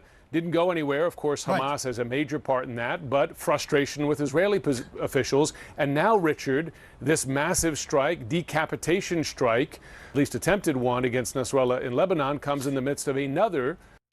Remember, the cold, calculated military analyst style commentary on this issue is to manufacture consent that this is a cold, calculated tactical decision and not simply just complete death and destruction for a civilian population that happens to reside in fucking Dahia in southern Beirut. If the U.S. is impotent to put further pressure, at what point does the U.S. say, I do not mean this literally, but I'm using it as a metaphor that will give the importance and significance of what I'm saying. So take that as that. At what point does the U.S. go nuclear, in a sense, politically, with Israel to say this has got to stop, and whether it's no arms coming to you, we will cut money, it's got to stop? It's not clear ever. Right? I mean, at least with this administration, because there have been a number of points where that has been dangled, right, and perhaps a delay or two over the course of the last year. But that breaking point hasn't happened, and I think one can reasonably read that Benjamin Netanyahu has calculated that that point will not come, and particularly will not come before the U.S. election. So, listen, there's some gamesmanship going on here, and the Israeli Prime Minister making decisions in his perception of his country's interests here. Yeah, America has no gamesmanship. Oftentimes, the views of those interests and U.S. interests have been in contradiction between U.S. and Israeli officials. I do, Richard, have some news to report regarding the strike in Lebanon. This comes from a former senior Israeli official who tells me the following, and this speaks to Israel's confidence that Hassan Nasrallah was at least there where this strike occurred. This former senior official tells me Israel would not have attacked with such scope and power if it was not sure with a very high degree of certainty that the ultra-terrorist was there. The ultra-terrorist that this former senior Israeli official is describing is Hassan Nasrallah. So they at least had confidence based on their intelligence that he was there. They have not yet confirmed whether he was injured or killed in the strike. Jim, you'll come back at the moment. It is late for you. You're coming up towards midnight. He's the ultra mega terrorist, bro. He's the omega terrorist. You've got long hours of duty ahead of you. I'm grateful to you, sir. This is CNN. We're walking the line, the tricky line of keeping you informed, letting you know what is happening, but obviously not transgressing into the rampant speculation that is neither helpful. Why is this man? Why did they have fucking British Gilbert Godfrey doing the coverage right now? It is like the most unhinged. Reporters on all of this, and when someone like Jim Shooter is talking about what is happening and what he is hearing, the high level of confidence. Hey, you mentioned oil opium for other conflicts. What interest do they have now? Israel's own personal interest. And then you take what Nick Robertson was saying is just about land, the extent of the rubble, the territorial ambition. If that's what you're asking, they will inevitably have the fucking rabid sociopathic settlers try and settle in fucking southern Lebanon, and then they'll have more security concerns, just like they had in the West Bank, just like they had in Gaza, just like they had in Golan Heights in Syria. It's always a security concern. The security concern is just how you package your fascist ideology and constant land acquisition to the Western world. That's it. Both internally, you yell about security concerns to your to liberal Zionists and everyone alike, and in the Western world, you talk about your security concerns because that's just the name of the game. If you had concerns for the security, what the fuck are people doing in the West Bank? Like, why are they in the West Bank? Syria's in opposition-held areas are celebrating possible news about Nasrallah. Such a crazy range of reactions. I mean, it's not that crazy. Yeah, a lot of people fucking hate, people hate Hassan Nasrallah, of course. Of course Syrians that fucking hate Hassan Nasrallah are going to celebrate the potential death of Hassan Nasrallah. Hezbollah has been pretty fucking brutal in areas in areas of Syria. Like, yeah, by the way, they talked about how definitive his death was, and they've changed the definitive nature of Hassan Nasrallah's death to maybe he died, but we still don't know. They got from we killed him to we're pretty sure he was there. Soon to be it's just a bunch of babies and women were killed, and they were just human shields and deserved it, who had JDAM missiles under their bed. Yeah. I'm Lebanese, and 70% of the Lebanese hate him too. I wouldn't say 70%. I mean, you're talking about Hezbollah, which currently, as it stands, I believe has gotten the most votes out of any individual single party in the Lebanese parliament system. There are obviously allegiances amongst many other parties outside of the scope of Hezbollah. Why do you write your name as Hassan and spell it as Hassan? They are two different names. Wait, what? Okay, shut the fuck up, dumbass. Never mind. I take it back, dumb fuck. My name is Hassan, okay? Hassan, and I say it as it is.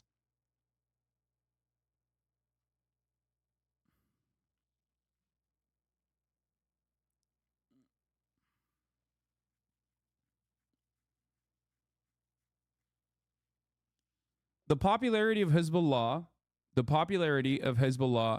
has gone down in the last decade or so, post 2006. Okay? But his popularity, or Hassan Nasrallah's popularity, does not factor into the equation of Israel bombing southern Beirut. Okay? The fuck are you talking about? If anything, it galvanizes people on the ground into hating Israel more. It legitimizes Hezbollah is at its peak popularity when Israel's invading. Okay? And now there's panic in these neighborhoods as people are fleeing for their fucking lives because of the immediate evacuation orders that were given to people in Beirut. Remember, a couple days prior,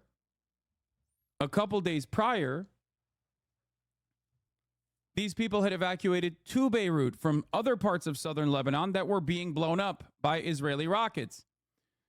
A clearer picture could not be given to you of how similar this is to what Israel did in Gaza.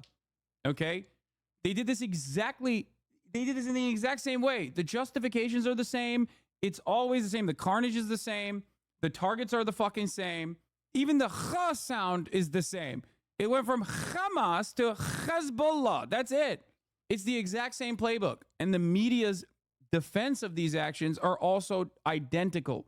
I mean, in terms of like the Dahiya doctrine that we have talked about, this doctrine became military doctrine in Dahiya, which is where Israel is bombing now, in Lebanon, in southern Beirut. It has been deployed in every single conflict that Israel has engaged with since then. Aren't these guys terrorists, though? I don't know. What the fuck is wrong with you, man? You see a bunch of fucking fleeing civilians in their cars and you go, aren't these guys terrorists, though? I don't know.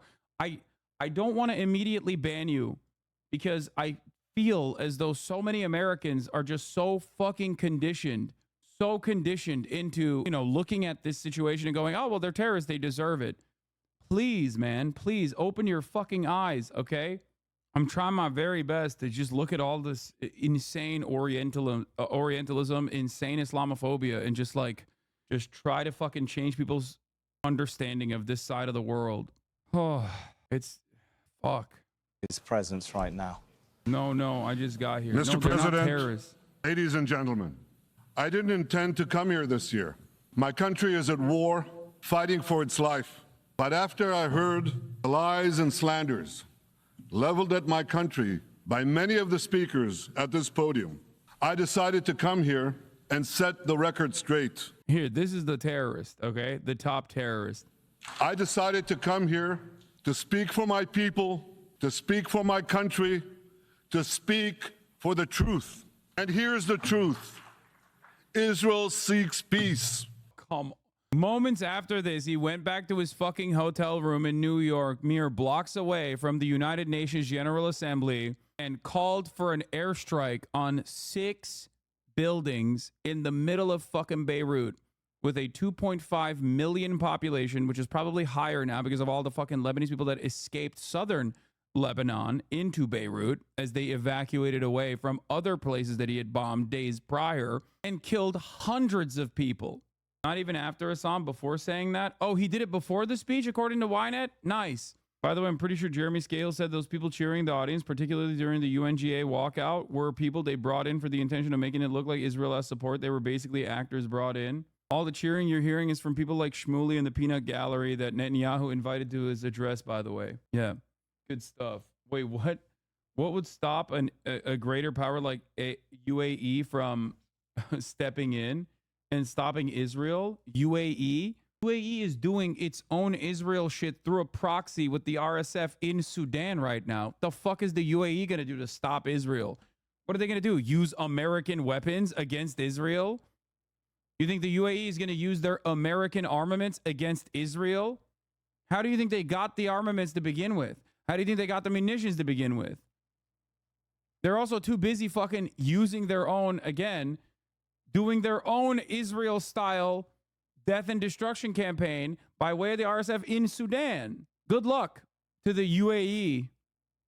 The UAE will never defend Palestinians. Are you kidding me? They don't give a fuck about anything. And neither does Saudi Arabia, okay? The only place that isn't like firmly and completely aligned with Israel, I guess, would be considered Qatar. And that is because they're basically the Switzerland, okay? That's it. There needs to be a place. There needs to be a Switzerland in the fucking region, and that happens to be Qatar.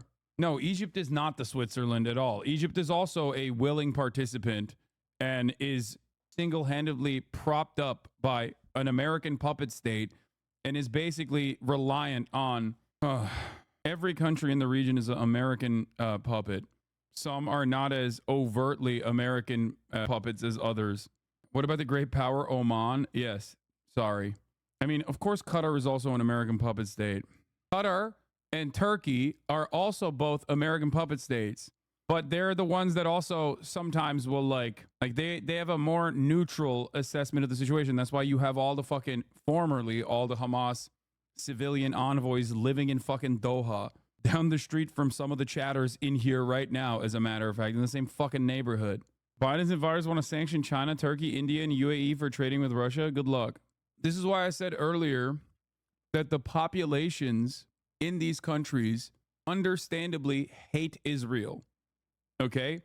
But the top brass, the government officials, the monarchs, and those who have a stake in the continuation of American weapons contracts coming in, they are in a holding pattern. They basically have to be responsive to the anger and resentment of their own civilian population while still maintaining the same order of business with the state of Israel and with the United States of America. Their job is to basically go, we hear you, we see you, fuck Israel, you're absolutely correct. I can't believe all the stuff that they're doing. Well, you know, they have to say that so that there's no fucking riots that end up causing a change of governance in these countries. Are you going to talk about Lebanon and Hassan Nasrallah? What's Lebanon? I'll bite. Who's Hassan Nasrallah? I'll bite. Is that like an important person in this process? Like, I don't really know. Yeah. I think Lebanon are where gay women come from. Yeah. That's what it is. That's such a funny thing to say here, by the way, to be like, are you gonna talk about Lebanon and Hassan Nasrallah? It seems like your silence is deafening. You know? Your silence on Hassan Nasrallah is deafening, okay? Especially at the top of the hour. It rings hollow. When you serve a 3-minute ad break, it feels simply like you are passing time in order to avoid talking about Hassan Nasrallah again, okay? And that's what's going on here. I should probably get back to talking about politics, but you can also listen to the uninterrupted broadcast by subscribing for $4.20 or for free with a Twitch Prime by connecting your Amazon Prime account to your Twitch account or by getting gifted a sub. Here's a 3-minute ad break now. Orbital Pyramid, thank you for the 5 gifted subs. Do you think Hezbollah will have any success if Israel goes through the ground invasion? Yes. Looking at their track record so far, abso-fucking-lutely.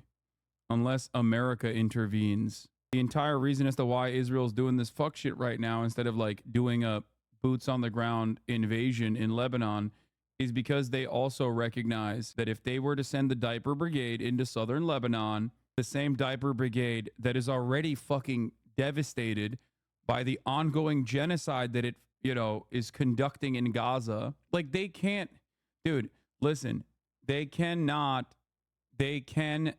even deal with their own occupied territory in Gaza.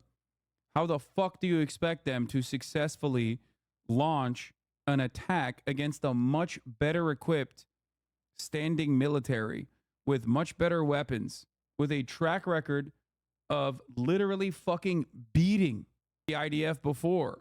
We are aware of sending Iranian weapons to Hezbollah and neutralize them. Air Force planes are patrolling the area of Beirut airport. So far, unlike Syria, the Lebanese government has acted responsibly over the years and has not allowed the transfer of weapons from this airport. They're threatening to blow up the fucking airport? That's crazy. Are we glazing the Hezbollah too much? Are they really that good? Look, I only can act on what has happened in the past. Okay? And Hezbollah has grown in its ranks and its military capabilities since 2006. That's it. They have successfully thwarted an Israeli invasion already. Wait, is Israel or Hezbollah threatening to blow up the airport? Israel is, man. Why the fuck would Hezbollah blow up their own civilian airport? What are you talking about? Israeli enemy army calls on residents in southern suburbs of Beirut. Oh, yeah, we covered this already. To immediately evacuate. Panic is already set in. amongst the population, the civilian population of Beirut. That clearly seemed to be a warning about the airport, that Israel is clearly watching developments there and what sort of planes fly in and what sort of planes fly out. And I think, again, we heard from him the warning there to the civilians that you may be sleeping close to Hezbollah leaders and that they will continue with this information. Look, part of what the IDF is trying to do, probably at this stage not particularly successfully, is inform the Lebanese people that Israel is not targeting them, the Lebanese people. Israel is targeting Hezbollah, trying to make that distinction. The success rate on that messaging is probably not very high, but that is part of what they're trying to do here, it seems. Nick, say you've got more work to do later, but stay with you for the moment. Fareed is with me. Fareed Zakaria, host of Fareed Zakaria GPS. As you look, Fareed, at in the what coming is hours, we're going to happening attack tonight, strategic capabilities of Hezbollah has burned underground infrastructure in 3 buildings. Is it coastal missile array built with Iranian I think funding? what you're witnessing here is a very carefully thought through Israeli strategy. Israel was surprised on October 7th. They were not expecting the terrorist attack from Hamas. They were not expecting to be dragged into the complicated ground operation that they have in Gaza. And all of that, I think, has caused a lot of consternation within the Israeli establishment and military. This was one they have been planning for a long time. Israel has been thinking to itself, how do we defang Hezbollah? And unlike Gaza, what Israel likes to do is, short wars, lightning strikes, and on some. Did you listen to the daily episode? While they still hold some prestigious protectors of Lebanon from Israel, it seems that the sentiment has been, why did you drag us into this war? Feels like targeting large city centers like Beirut will shift public opinion back to Hezbollah. Dog. That's the New York Times manufacturing consent. Hezbollah still very much maintains prestige as like the only successful military that has been able to, over the course of many, many years, develop into perhaps the only standing military of Lebanon. And yes, they are seen as a defensive force. There are definitely Lebanese people that don't like Hezbollah in its domestic policies, for sure. But like when Lebanese people see this shit or know that this shit is coming, especially when they have experienced this shit not that long ago, it only galvanizes the Hezbollah position. They'll make this. I mean, look, they've said tonight it's changed the rules, basically. Well, that's all they have said. They've said they've changed the rules, but they've said that before. They've said before that they will punish Israel, and we've not seen, if you will, commensurate punishment to the losses that have been inflicted. Is this the one where they really go for it? I don't think so. I talked to the president of Iran. We have the interview on my show on Sunday. It's the first interview he's given to a Western media outlet. And he sounded, now this was before the attack, but he sounded restrained, and he made the point that, look, Hezbollah does not have the kind of weaponry to counter Israel's strikes. It is Israel is much more powerful. I was surprised that the president of Iran would admit that. And by implication, he was even sort of saying it about Iran itself. The Iranian strategy, I think, is different. And in its own way, it's effective, which is keep the pressure on Israel from Hamas, from Hezbollah, from the Houthis. No, they're right. They don't have any fucking anti-air capabilities. That's what he's talking about. And what that does is it diverts shipping from the Persian Gulf. It makes it so that very few airlines are flying into Jerusalem anymore. It used to be something like 62, and I saw a report that that said you're down to 1 El Al. So in other words, you make it difficult for Israel to have business as usual. The businesses can't work. The travel and tourism industry doesn't work. Israel's reservists normally take 2 months. Are now out, for a year in the army. So it's a kind of slow grinding, keep the temperature high. But they don't have the capacity either to really strike back. And that's why you correctly point out, they've said it many times, Richard, but they have actually rarely delivered because they know that the Israelis would be able to counterpunch much harder. So I think we're beyond the days, we're beyond the times now for readers. It would be not outside. It would be not outside of the scope of expected results if they accidentally fucking fired on American flights. If they're taking this aggressive of a posture, that would literally, even though they are round the clock communicating with one another, okay, it would not be beyond the scope of reason if they accidentally blew up a fucking American fighter jet. IDF spokesman Rear Admiral Daniel Hagari, even though they are communicating with one another in real time, Rear Admiral Daniel Hagari says Israeli jets are patrolling the airspace near Beirut International Airport and will not allow hostile flights with weapons to land there. It is a civilian airport for civilian purposes, and it needs to stay that way, he said. Deal with Hezbollah. I think it has wide public support. So Bibi can do it with the full knowledge. He has a lot of backing for it. And the Biden people can't do much because the Israelis are going to do it no matter what. And as you say, the only weapon they have is they could withhold military aid, which they're not going to do because Israel has strong support in the United States, particularly among Republicans. Now, Trump, I think, looks at this with glee, because it makes the Biden administration look impotent. It makes them squirm. It makes the Democrats are caught between two camps within their party. And as the outsider, you know, he can always criticize. So I think net, this is good for Trump. Fareed, I need to let you go. I'm grateful for your time tonight. We'll talk more about it in the days and weeks ahead. Thank you, sir. Thank you very much. Let's take a short break while we pause, regroup, and when I come back, I'll bring you up to date with what we know. They sank an entire U.S. Navy ship in 1967. Yes, but that was 1967. It didn't happen in broad daylight in front of fucking millions of eyeballs. But it doesn't matter. America's, dude. Even if they blew up an American fighter jet or accidentally killed like American military, it does not change America's calculation. Hagari says military will soon strike underground Hezbollah sites in the Dahia suburb of Beirut and therefore warn civilians in the area to evacuate immediately. This is the Daniel Hagari statement, translated. In the coming hours, we are going to strike strategic capability that Hezbollah placed underground under 3 buildings in the heart of the Dahia. Over the years, Hezbollah built and developed an array of coast-to-sea missiles that originate in Iran, noting the 2006 attack on the INS Hanit, killing 4 sailors. Nasrallah himself threatened Israel's vital and strategic facilities at sea and near the coast. We will now reveal how Hezbollah places strategic weapons under civilian buildings in the heart of Dahia. These missiles are a real threat to world shipping lanes and strategic facilities of the state of Israel. In a short while, we will attack the weapons under those buildings. The intensity of the explosion of the weapons under the buildings will lead to damage to the buildings and could lead to their collapse. The IDF issued evacuation warnings to 3 buildings and their surroundings a short while ago. Holy fuck, they are going to use insane ordinances. Hagari warns that the military will not allow any weapons transfers to the Hezbollah terror group, including via Beirut's international airport. We will not allow the transfer of weapons of the Hezbollah terror group in any way. We know of Iranian weapons transfers to Hezbollah and we will foil them. Air Force planes are now patrolling the Beirut airport area. Until now, Lebanon, contrary to Syria, acted over the years responsibly and did not allow the transfer of weapons through the civilian airport. We are announcing we will not allow enemy flights with weapons to land at the civilian airport in Beirut. This is a civilian airport for civilian use, and it must stay that way, he adds. This gives just cause in the eyes of Western media and the Western governments that if they end up blowing up the Beirut airport, the civilian airport, they will be like, well, we gave forewarning.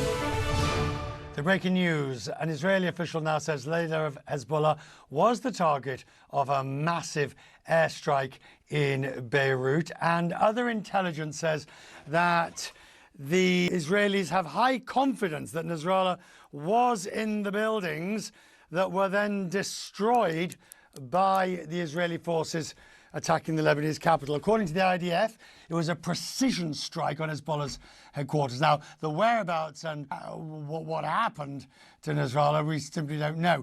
The spokesman for Israel's IDF has told us a moment or two ago that they're awaiting further information and they hope to have more precise details in a while. US and Israeli officials say Washington was largely kept in the dark until the operation was underway. The Defense Secretary Lloyd Austin has been speaking. He hit on familiar talking points and frankly didn't say much else. What I will say is that you've heard me say a number of times that an all-out war should be avoided. Diplomacy. Reuters is now covering breaking communication loss with Hezbollah senior leadership. Source close to Hezbollah has told Reuters, by the way. Return to their homes on both sides of the border. Oren Lieberman is with me. Well, give me your assessment at this hour. We have a massive attack. We have the United States not being informed until it's underway, and we have no knowledge on what happened in Israel. Clearly some frustration, and I think you can hear it there a bit from Defense Secretary Lloyd Austin. He certainly doesn't reveal much. That's very much his nature. But again, a level of frustration that the U.S. was told moments before that Israel was carrying out a strike or a major operation in Lebanon while the planes were effectively already in the air. So no real point in trying to consult there or talk through things. Israel's strike was already well underway. And it's worth pointing out this is the second time in days this has happened. It was exactly 10 days ago that Austin was on the phone with his Israeli counterpart and got a heads up that an Israeli operation would take place in Lebanon. Well, it's not a very useful piece of information because of the range of Israeli operations we've seen in Lebanon. And then U.S. officials only learned that it was exploding pagers when they saw those reports emerging from Lebanon. So this is now at least twice over the course of a week and a half, and you can sense the frustration on the U.S. side. On top of that, the U.S. has been pushing for a ceasefire, thought they had the Israelis on board, and then Benjamin Netanyahu lands and makes it clear that he has no interest in a ceasefire. It's worth trying to learn more about how related are those two, Richard. Did Netanyahu find out he had a chance to go after Hassan Nasrallah and therefore decided to abandon the U.S. plan, or was it something different there? Still, U.S. pushing diplomacy when it seems so unlikely right now. Oren, at the Pentagon, it's going to be a late night for you as well. When there's more to report, come back to me, please, immediately. Thank you. Gary Gabo was the U.S. ambassador to Oman. The former ambassador is with me now.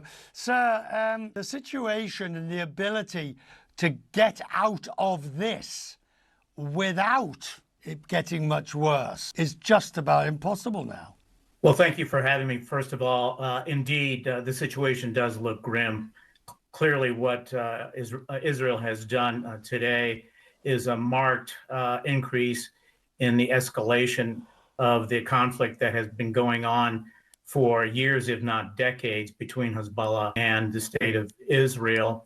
I think what is clear here is that Israel has every intention of decapitating this organization, which it views after Iran as now we hear from our fucking former, current, active State Department officials, members of the military industrial complex, eliminate something like 7 of the 9 top leaders within Hezbollah. So it's not unusual they would go after Mr. Nasrallah himself. Right, but so there's an element of opportunism in it, in a sense that the opportunity has presented itself to decapitate the leadership of Hezbollah, but they're not going to disappear. And at the end of the day, some form of buffer, larger buffer, and a reformat is going to have to take place. That's right, and I don't think the intention here is to actually eliminate Hezbollah. Hezbollah is a very different type of adversary than Hamas in Gaza is. And in this case, they are indeed seeking to create a real buffer between the northern Israeli border. The bigger threat you pose to Israel's territorial ambitions, the bigger of a terrorist group you are, okay? That's it. The standards are that and that only. If you have successfully militarily defeated the Israeli military, the Israeli occupying force, then you are even greater of a threat for regional stability it's even worse than Hamas. It's like the big bad. So much worse. Damn, this guy's good.